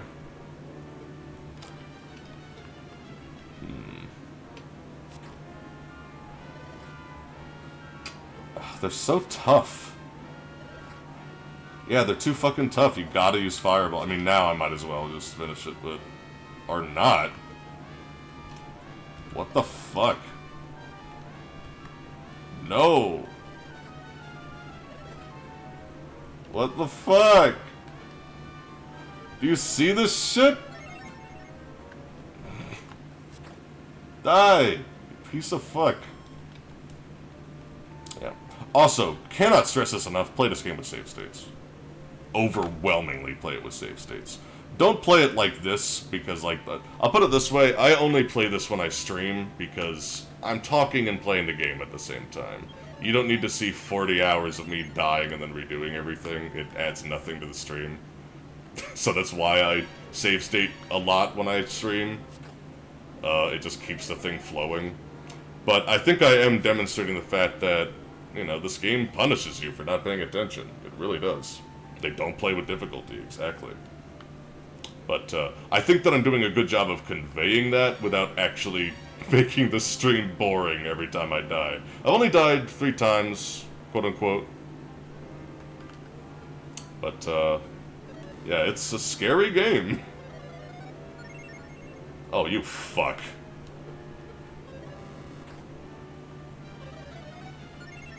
Oh my god. Yeah, if he's gonna spam heal.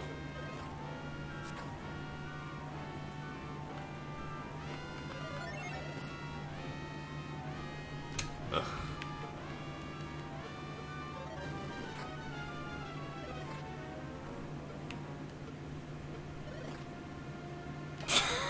Do you see? It's stupid. It's like nuts how hyper-violent and brutal this game really is with its difficulty. Like, I don't think I can kill this guy.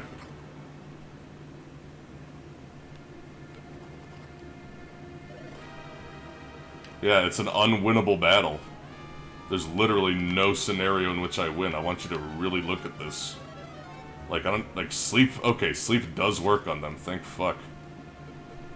But yeah, that's a virtually unwinnable battle in a Dragon Quest game. It happens pretty often. And sleep does not have a high success rate on skeletons. So, you know, you're not supposed to play like this, quote-unquote. But it is a playstyle that's pretty rewarding and is a lot faster than the alternative.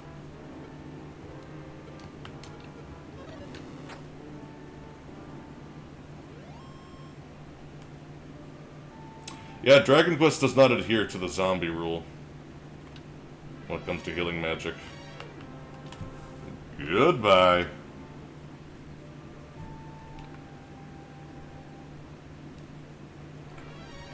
One thing that would really improve this game would be having a king, or something that tells you what your EXP required is, like, early. That would be pretty helpful. Radiant, excellent. Yeah, we're getting to that point. I might... I really appreciate how many people have turned out, but this heat is really getting to me, unfortunately, and I might have to really do something to deal with it. It's unfortunate. I'm nowhere near a financial situation where I can get an air conditioner. Like, that's literally dream status. But it would certainly help me be able to stream more consistently during the summer, because I just don't do heat well. Unfortunately, I have had heat stroke, which is probably a pretty big factor as to why I don't handle heat well. But it is what it is. I do want to keep going, though. Oh, I never used this. Nut. I've just been keeping my nut with me.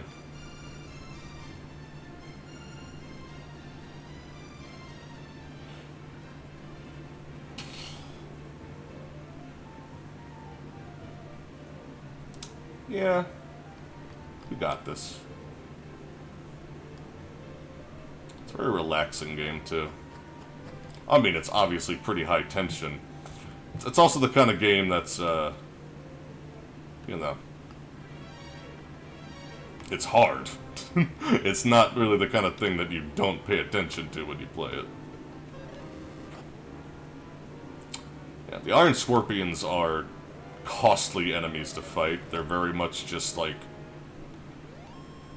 I wanna...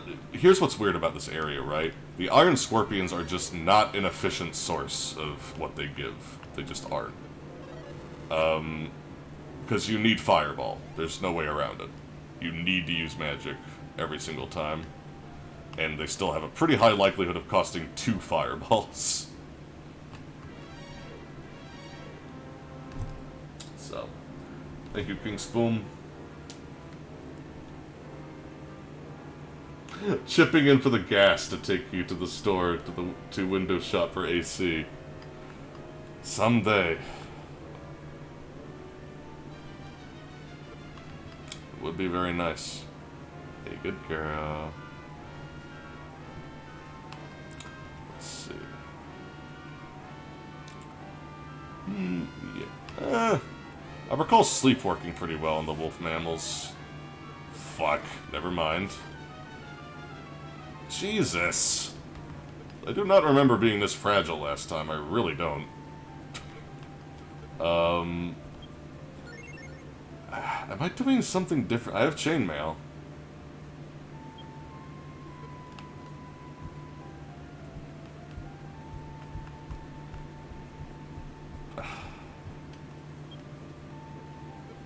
Status.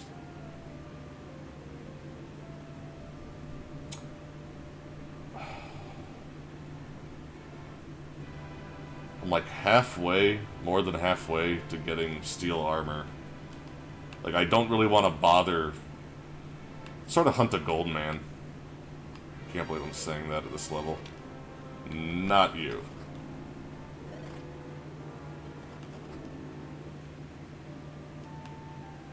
I'm not fucking with that.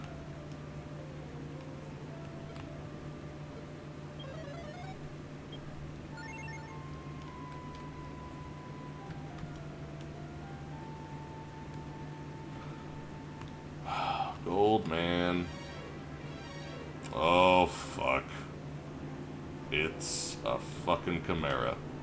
Chimeras are a big deal. Oh, that was 22 damage. Just so you'll know. I'm not fucking around. I'm just going full damage.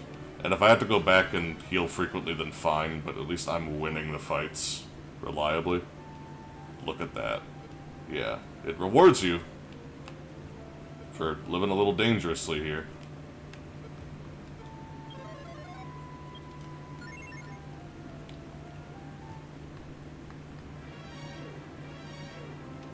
Feck.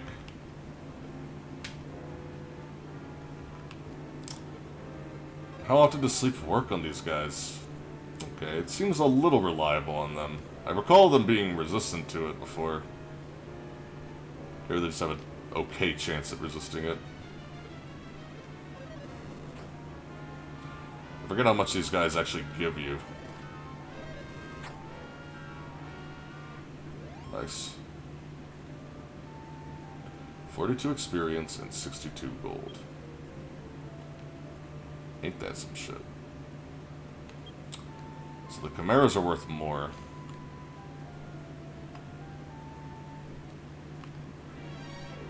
Gold man? Nope. Scariest enemy you could possibly be.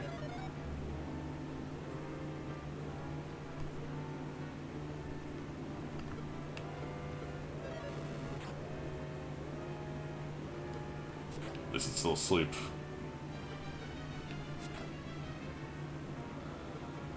I guess I want to get the steel sword. More than... yeah, we do like no damage.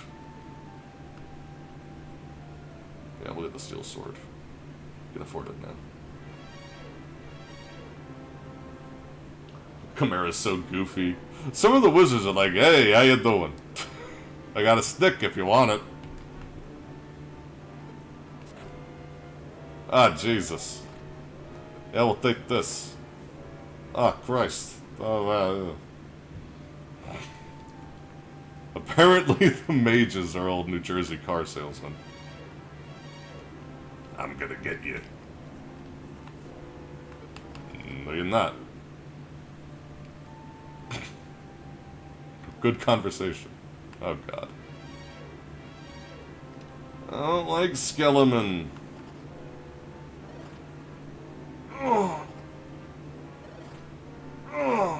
Wow, that's actually really rare.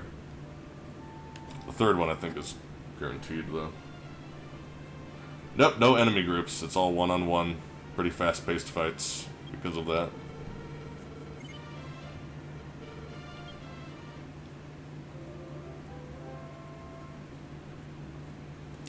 Since there's only one playable character, I guess it's balanced, yeah. Let's see.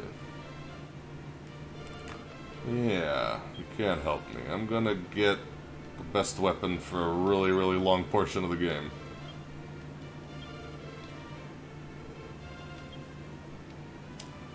I'm gonna sell you the copper sword. Might be something else.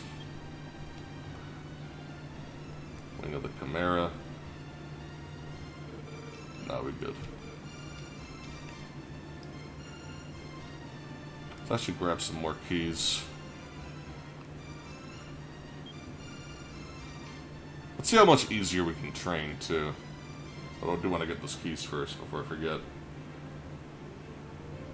It's a good thing all the monsters are honorable warriors who refuse to engage in anything other than one-on-one fights. Yep.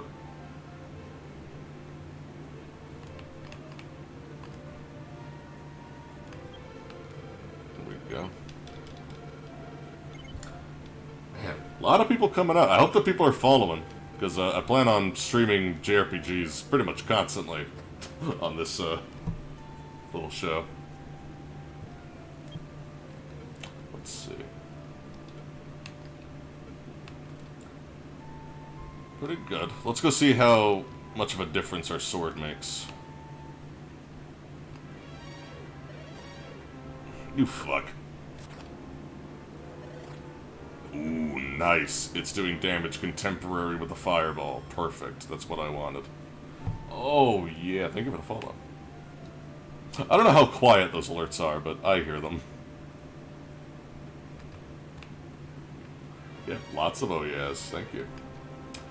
But yeah, I'm really enjoying this. And I'm just enjoying binging classic RPGs in general. I've been playing Dragon Quest 1, 2, and 3 in preparation for my review.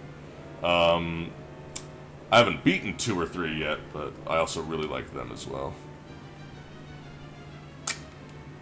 Attacking is probably just the best, because this guy can stop spells, so it's not always worth it to even attempt.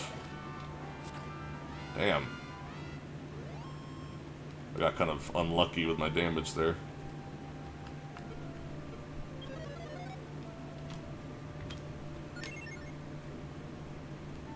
Let's see. The justification, I imagine, for why healing magic hurts undead is kind of mathematical, yeah.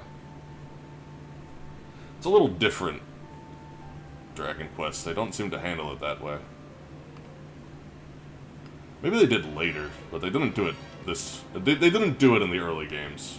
Like, skeletons, in fact, are pretty much the only enemies that heal themselves for most of this game. I guess sleep is pretty much the answer to chimeras right now.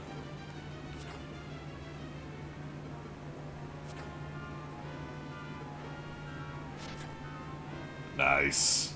Terrific move. Not as satisfying as Earthbound.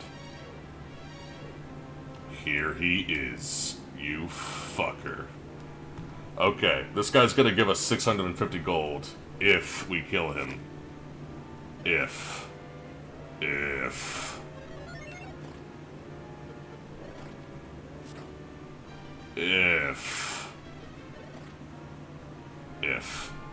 You see what I mean? It's fucking horrible. It's like not even a way to pace it. You just basically need to pray that he defends instead of attacks sometimes.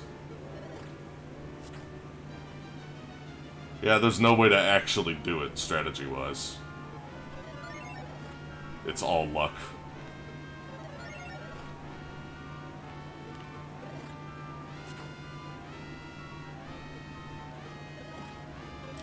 Yeah, luck is certainly a huge part of it.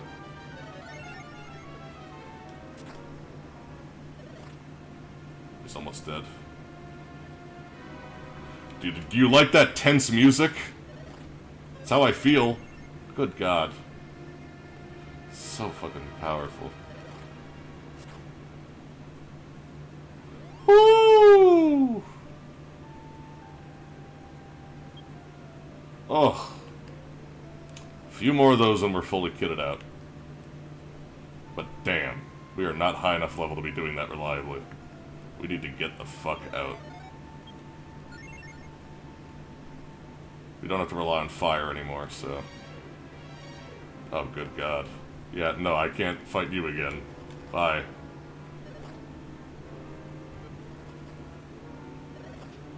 What are you talking about?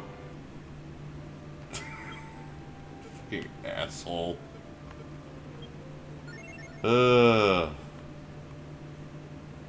Keep medical herbs on you, kids. Keep that herb. Keep that puff puff.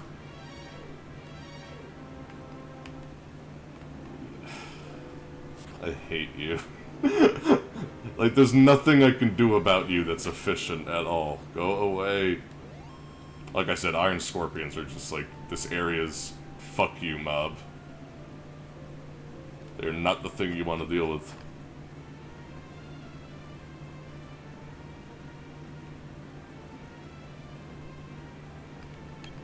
So we have that much money. Steel armor is 3,000.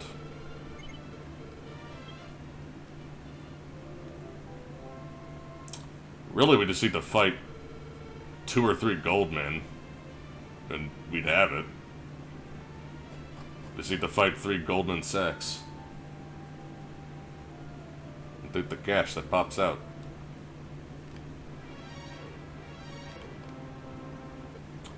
Fireball. Get out of here. Ah, fuck you.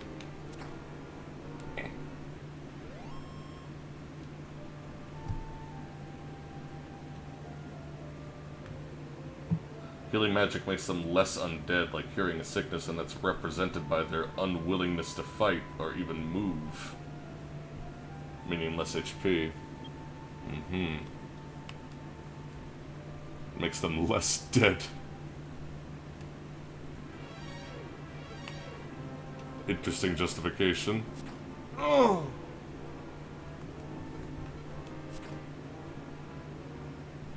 Nice. Yeah, we're just at a very fragile part of the playthrough when you're doing the glass cannon style like I am. We're gonna be rewarded for it, though. In the long term, this is going a lot faster. That's always kind of been my logic.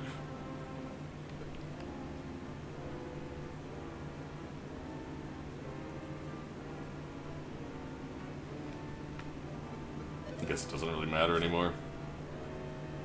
Yeah, it does about the same damage. Yeah. How did that healing work? That must not heal for much. I'm guessing that their healing magic is not as powerful as, you know, yours.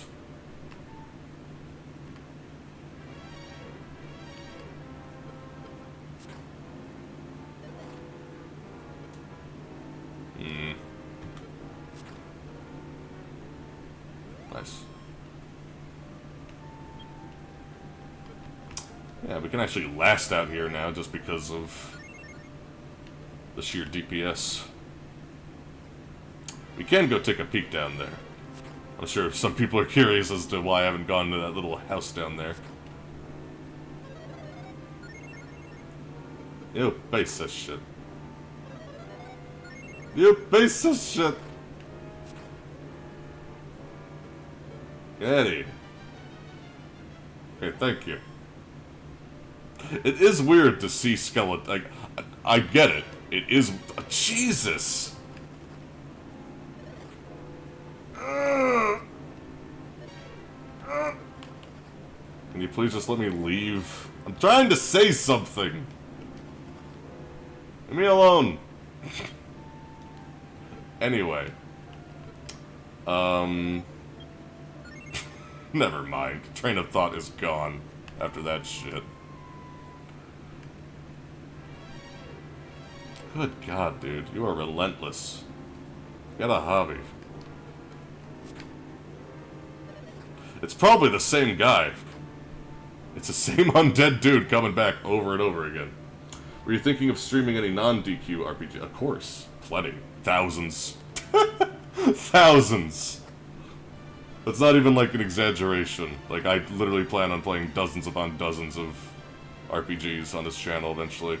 And other games too. I will be spicing it up. Like, you know, like I'll play strategy games, action games, shooters. I still play TF2 all the time. I'll check in on Animal Crossing eventually. I will get around to that. So, you know, there's gonna be a variety. Platformers, everything. But, you know, these are my favorite games. If you are truly the hero, the descendant of Roto, then you should have proof. Foolish individual, leave not...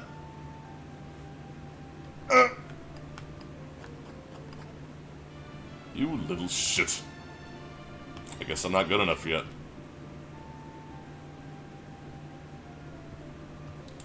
Live a live, which I'm presuming is how that's pronounced. Yeah, that's on my radar for sure.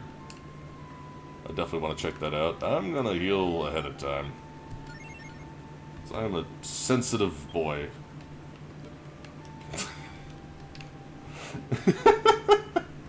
I'm a sensitive boy. Very fragile.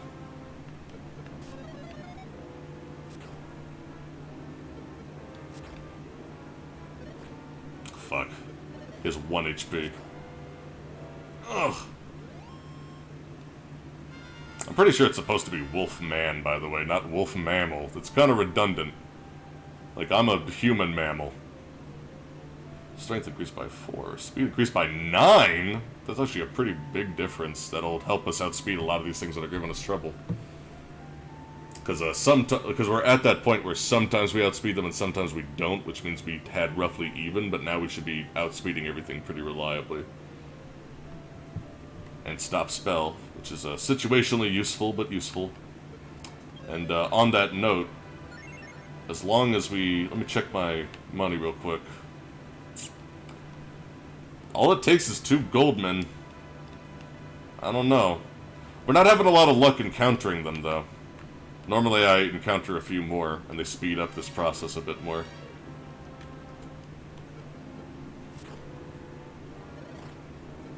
There's some downsides to having, you know, pretty RNG-heavy encounter rates.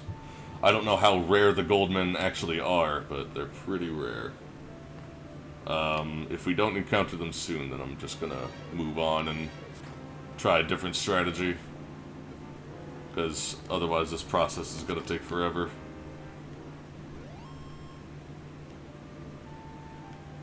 Goldman Sachs, exactly. Eat the rich. You gotta hunt down the rich. Seize their assets. The main theme of Live a Live is, for the most part, love versus hatred, which is a nice take on good versus evil. Interesting. I also know that there's a cute robot that you play as. It looks like a very fun, kind of cartoony game. But also a little sad. It also apparently has like one of the best endings of a Super Nintendo game. From what I've heard. I don't know what the ending is, so don't spoil it, but that is what I've heard. The ending works a lot. Yeah. I guess that's worth it.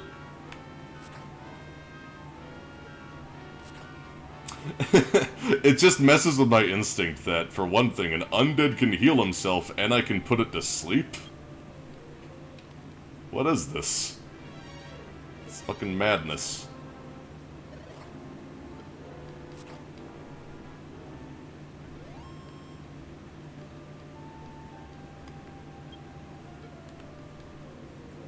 Yeah, we'll just get the...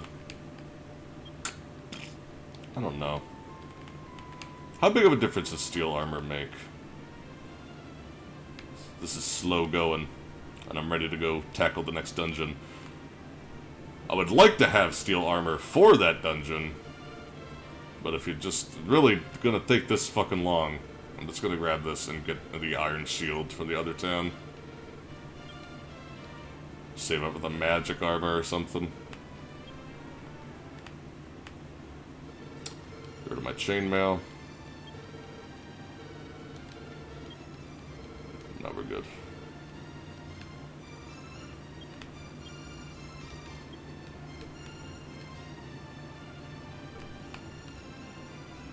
Yeah. Okay, that helps a bit. Now, let's go back to the castle. Ooh! I love that sound effect.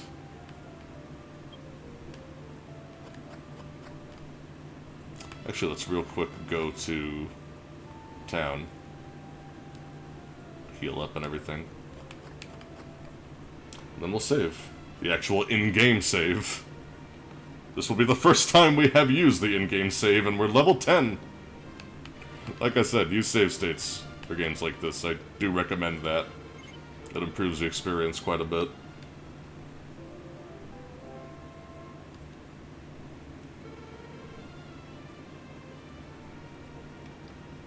Yeah, I'm tolerant of palette swaps when the designs are as good as Dragon Quest is, where, quite frankly, there are so many really meticulously designed characters that I kind of get it. But they do use it a bit too much. I don't think that they should use it for bosses that later become normal enemies. They do that way too often. Let's actually save.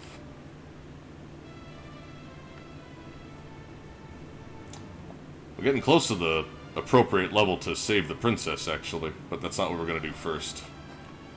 I believe I could go save the princess, but it would basically just be random chance dictating my success because I'm way too underleveled. Jesus. That's a big requirement. Oh yeah. Yeah, for now. We're gonna go to the first real dungeon, and I'll step in, we'll have a look around, we'll solve some puzzles, and then I might wrap it up for now. I'm not sure if I'm going to continue this playthrough or not, we will see, but, you know, I've had a lot of fun just, like, spending time in the game with y'all and discussing it. So, I will definitely archive this. But, I might continue this version of the playthrough, but there's not much point. I kind of have my own playthrough where I'm getting the footage for the review. I'm going to review this game, then Dragon Quest 2, and then maybe Dragon Quest 3. Possibly all in a row, but I might throw in, like, a point-and-click game from my childhood to mix things up. So it's not just RPG bombardment. You've traveled on such a difficult journey at a young age. The least I could do is pray for your safety. Thanks for the thoughts and prayers, lady. Really appreciate it. Let us pray for the hero. May the light be with you. Oh, oh, oh, oh, oh. Thanks. Appreciate it. There's one in the castle. We might be able to find that right now, actually. I'm not positive, though. There's much danger if you advance past this point. Your strength will be drained considerably.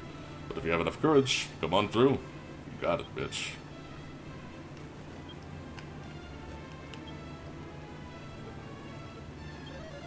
Nice. It is great that you have made it here. If you're a hero, then you can defeat the monsters that you encounter inside the Grave of Garai, see? This is what we need to do. Go to the town of Garai and push against a wall of darkness. Important wording there. By doing that, a path may open to the grave. But yeah. I like how this game handled its storytelling. I really do. And its puzzle solving. It's just all about you figuring it out yourself.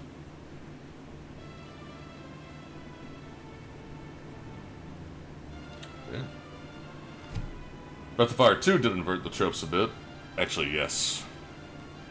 Breath of Fire 2 is a very solid game, too. I reviewed that game as well, for people who don't know. You can check that on the channel. Ah, yeah, this guy can actually give you extra keys. There's something I want to steal down here, too. I always liked this couple as well. My girlfriend and I will be together until the day we die. But when the day comes, my feelings will be shattered by demons. Oh, fuck. I was gonna talk to the other lady. Yeah, a bit of an issue with the way that these maps were designed at the time. If you're a true hero, you won't steal anything. I agree. That's why I'm just going to borrow it. Yep, just gonna borrow this. Definitely gonna borrow that. This looks like something that could help me, help you. And this, oh yeah, that could help me. Could help you, you know? Have a good one.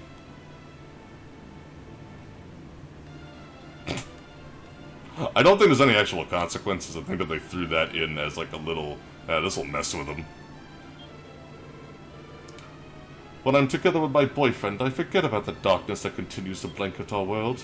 However, that is a lie. If the world is destroyed, he says that our love will be too. Romantic.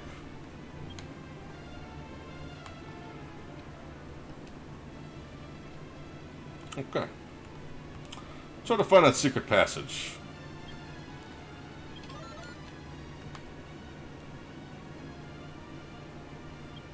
Let's get another key from you.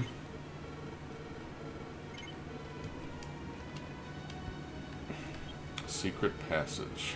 When rain and sun join, a rainbow bridge will be produced. Cool. Okay. Aha! Yeah, what's up? OMC, I was told that someday a young descendant of Rhoda would visit. Long ago, my ancestors were entrusted with this treasure chest. It contains the stones of sunlight from the legendary hero Rhoda. This item is necessary if you're going to defeat the King Dragon. Now then, open the treasure chest. Fuck yeah! We got one of the 3 things we need. I pray for the time you once again return the light to this land. Now, I have kept and protected the stones of sunlight for a long time. I'm now feeling a little tired. I'm going to lay down and rest. Aww.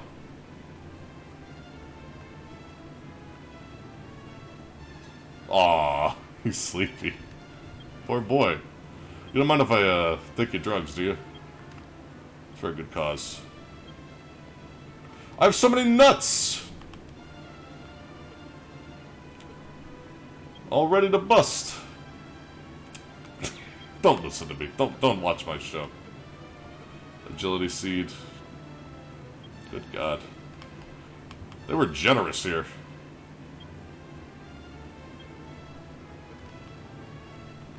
Fairy flute, stones of sunlight, medical herb. I'm gonna go ahead and leave, I guess, the stones of sunlight here. There's a bank where you can leave items. I really don't need some of these right now.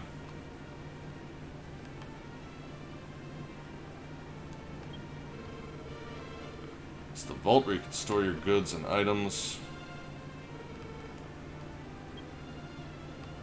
Can I trust you with this prophetic item? The stones of sunlight, huh? I'll take good care of it. Hey, she's confident. I got this. The wing of the Chimera. It's good to have. Surprised I missed that before. Cool. This is awesome. Oh, let's go solve the puzzle of where the dungeon is. And then I might start wrapping it up. Items. I guess I'll check this place. Actually searched all around. Oh right, that's before they added the actual books. According to an ancient text, fairies know how to put the gone to sleep. I don't know if this mysterious power actually exists, though. That is not useful, thank you. Pointless! You can get holy water here. Now that you have a magic key. If you come up here, do that, go in. Oh hey, how's it going, lady? I'd like to buy some holy water to help ward off monsters. One bottle is only 12 gold. Sure, just 2. Yeah. It's just like the way that you reduce... It's the repel item, basically. Repel. It gets rid of random encounters from weaker enemies. Not the stronger ones, though. So it's only situationally useful.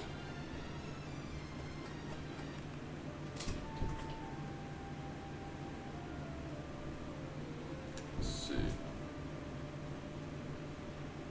Also started the classic boss that shows up at the beginning of the game despite being way too OP. It works. It works when, you know, it's done well sometimes. Spell... items, there we go. Oh, so, those are you. Jeez. One sec, y'all. Yeah? Wanna go out there? Who's a good girl? Who's a good girl? Who's a good girl?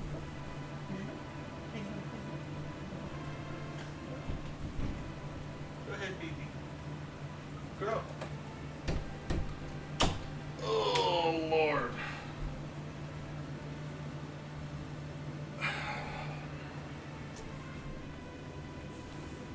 I'm pretty sure that you're looking at an almost full inventory, by the way. I have like 1 slot. No, I have to... Hopefully this will just let us get to the next town without fighting trash mobs that no one cares about right now. I think that we have sufficiently proven ourselves against the local slimes. Yeah, it's not much. It is not much.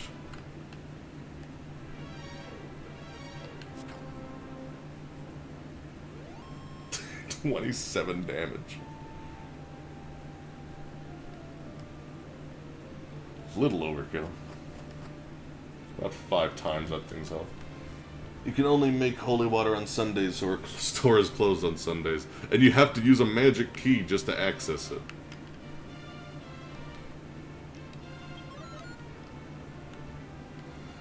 Now, this was a pretty cool moment. Is it your desire to venture to the grave of Garai? The sound of the silver harp can call monsters and send them rushing to you. Stop your journey now and leave this place! No. Long time ago, I traveled to the town called Dora. I spent the most wonderful time at an inn run by a delightful old man. I wonder how he's doing now. Where's the entrance to the grave of Garai, you ask? I regret that I can't tell you that. Try search it for yourself, fuckhead. Okay. Ah, it's a thief. The world will be completely destroyed anyway, so I don't think you can profit from my money. Why am I a thief? I didn't even steal anything yet. I mean, I will. Like, you're right. But, you know, you don't have to be so close-minded about it. I'm gonna sell that torch. I don't fucking need that shit. I have radiant. Got magic. Hey, get out of the way. Get out of the way. I want to steal your shit. The shit that's right there. Don't move left. Yeah, okay. Now just move up. Just move up. All you gotta do is move up. All you gotta do is move up. Thank you. Thank you. Your service will be remembered forever. Pardon me. Okay, this part is actually really funny. You use a magic key to open this door, right? Talk to this lady.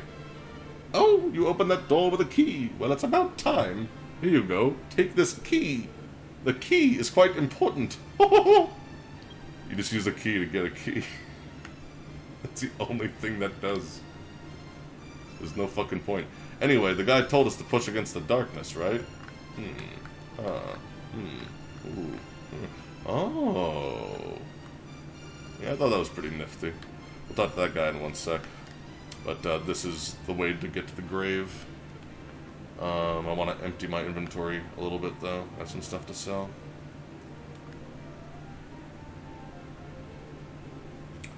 Yeah. By the way, can I just say I am really glad that so many people think it's fun to watch me play these games, because there's a lot more of it to come. Oops, wrong person. By the way, shout out to this innkeeper for the luxurious commendations. I pay $6 to come in this corner and cry for 8 hours. It's a great service. Let's see. Actually, no, not buy. Although I do want a shield. We'll get that in a sec. Upper sword. Free money. Always nice. Torches don't sell for much, but I just want it out of my inventory. And iron shield time. Yeah, that helps quite a bit. The iron shield and the iron armor adds up to some pretty nice defense. And it kind of makes up for the fact that I didn't get the steel armor.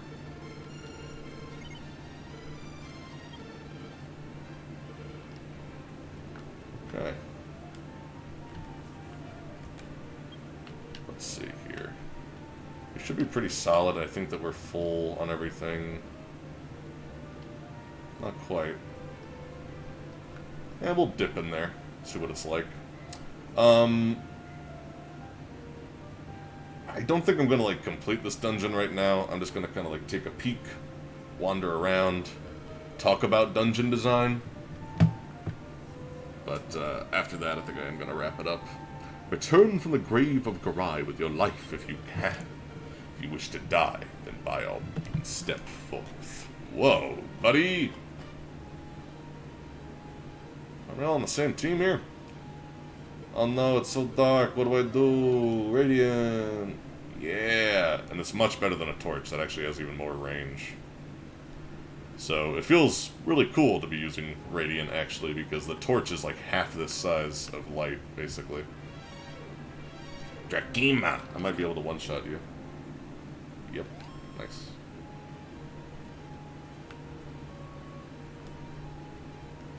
Pillars. Remember that as a landmark. The game does a pretty good job of giving you landmarks, but unfortunately, I would say that there's 2 or 3 dungeons in this game that are particularly maze-heavy. Really, there's only 2 that I really remember. This one and the final dungeon are the ones that I remember the most as just being very much maze-heavy.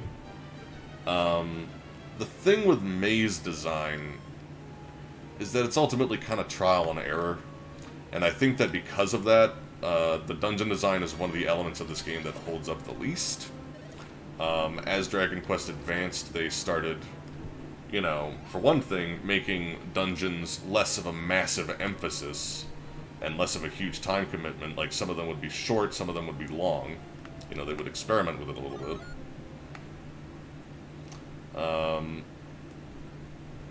Let's see. Ooh, a droll. I always love these guys' designs. Is this the final dungeon? No! Yeah, no, this game is actually a lot bigger than people might think, you know what I mean? But it takes about 7 to 8 hours, I'd say. For like the average person. It's kind of hard to gauge, though.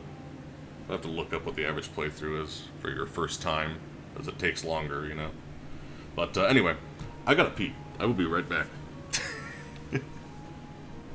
I'll actually put up a little... Oh! Well, ain't that some shit? Something just boofed in the background.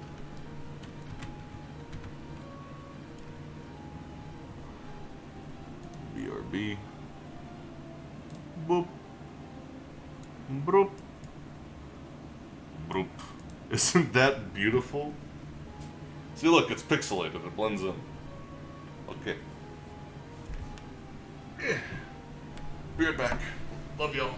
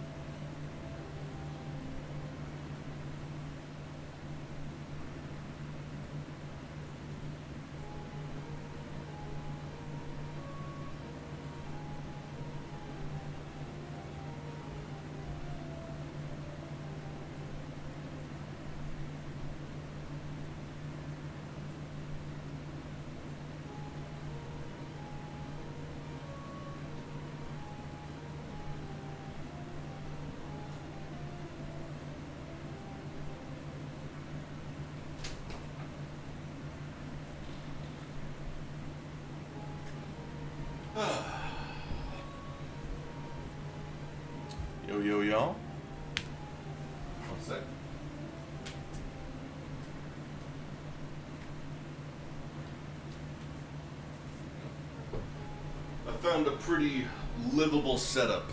Pretty livable setup here. Despite the heat. I got some good airflow.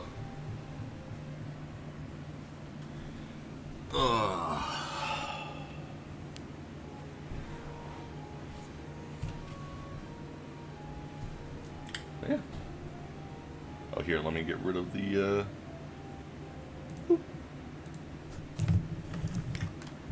Let's explore. I really do love the dungeon music, too.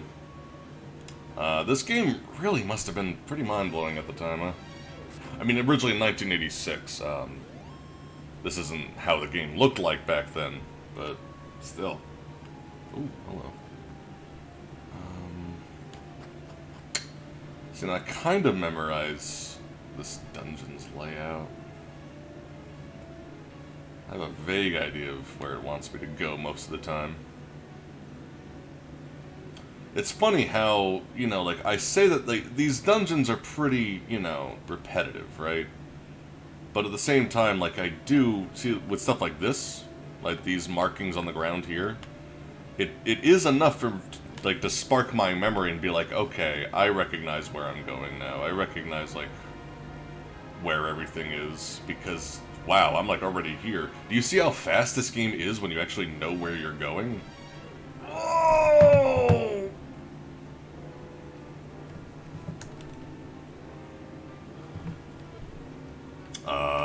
Yeah, this is the downside of knowing where you're going. You go too fast.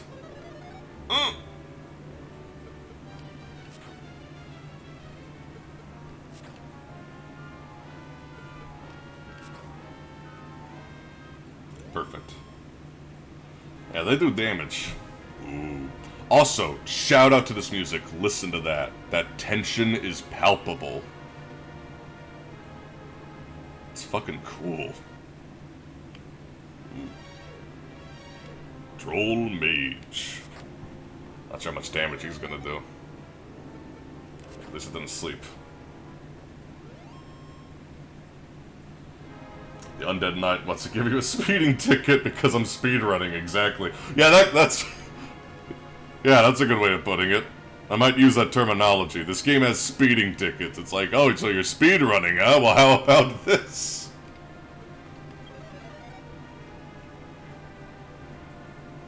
Genuinely thought you had just hurt your back. Pain in his voice was real. I'm glad I convey my emotions so effectively. Whoa. It's demented. Listen to that.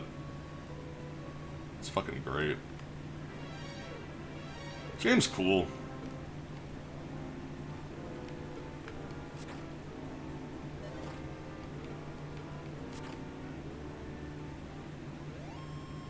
Hell yeah. I'm even lower level than I was last time, but I'm managing. It's pretty impressive, like, how low level you can beat this game at, as long as you're playing smart. Shit. So it does have a chance of failing.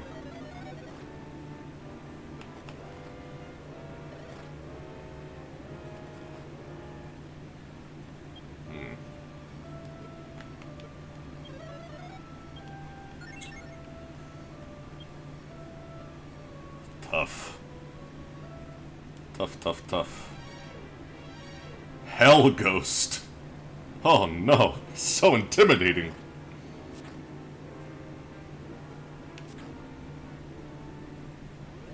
Nice. There we go. Yeah, and that's it.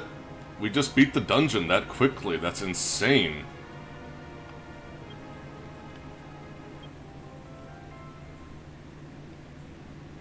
Pretty awesome. There's some treasure in here, too, that we didn't get, but that's earlier on. Yeah. So much for just checking out the dungeon. That's awesome that it's that fast. I'm actually going to make a note of that in the review, that it's just that speedrun friendly. Yeah. We have enough resources to safely get out of here. Last time I beat this dungeon, I actually had the outside spell already, which warps you out of the dungeon. as you would imagine from the name of the spell. At least it's not a Heaven Ghost. No boss? Yeah, not yet. This game doesn't actually have a lot of bosses. It only has, like, 5 bosses, basically. This was kind of before boss fights became, like, a big central thing. Even in Final Fantasy, they... like, the boss fights weren't, like, the central thing.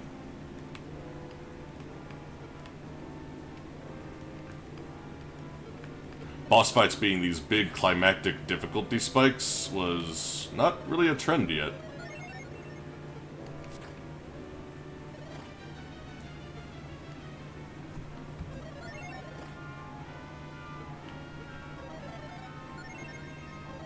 Oh, for fuck's sake.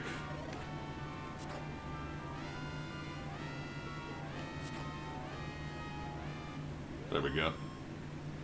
Tough. Tough boys. Tough boys. Mainly gotta get off this floor.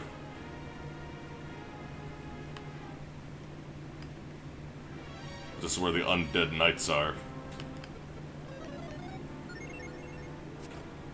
Well, thanks for healing yourself first. Oof. There we go.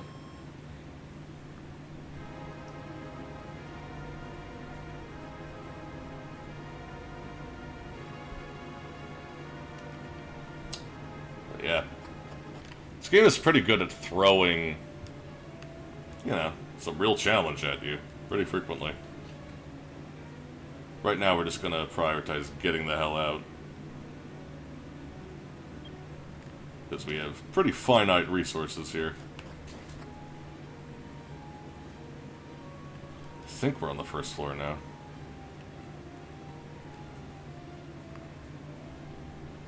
Yeah. Should be good. It's good music. It really is. And it's kind of cool that they went through the trouble of making so many different versions and tempos of Dungeon Theme. To give a sense of that gradual escalation as you're descending down and things are getting harder.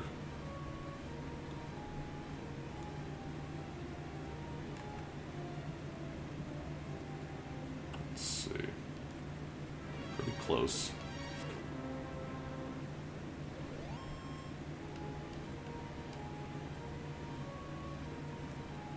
Oh! It fades over time. Interesting. That's actually pretty cool.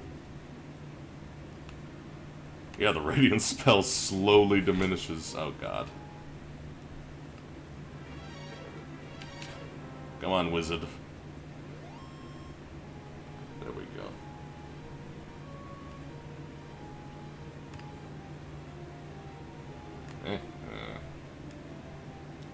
Mazes. Do any of y'all like maze dungeon design? Does anyone like sleep?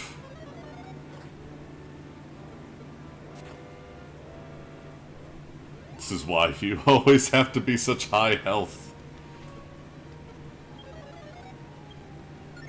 We're almost out of here.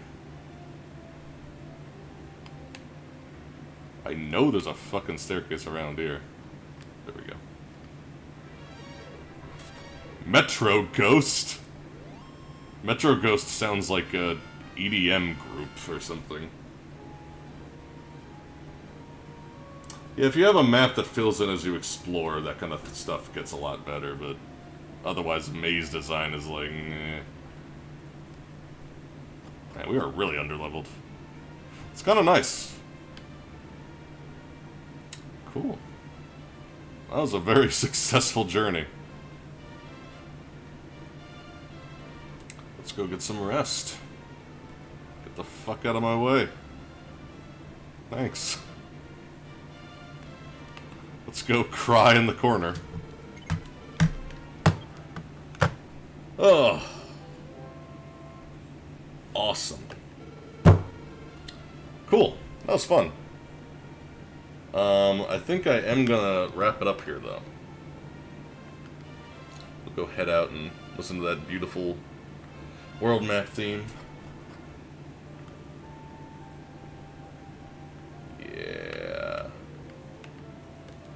That's awesome. I have a real soft spot for this little melody. I've used it a lot as my, you know, stream background noise. It's very sweet. But yeah, that was super fun, guys. Thank you guys so much for showing up in pretty high numbers. Like, we had a peak of like 25 people, and had some donations, resubs, a lot of new followers. Yeah, appreciate it. I hope that you guys join me next time. I might play some more Dragon Quest. Might hop around in the playthrough, you know, just show where I am in the other playthrough, maybe. But, yeah. Look forward to a lot more streams in the future. Lots of JRPGs, lots of classic games. Yeah. I love you. Bye. Stay safe.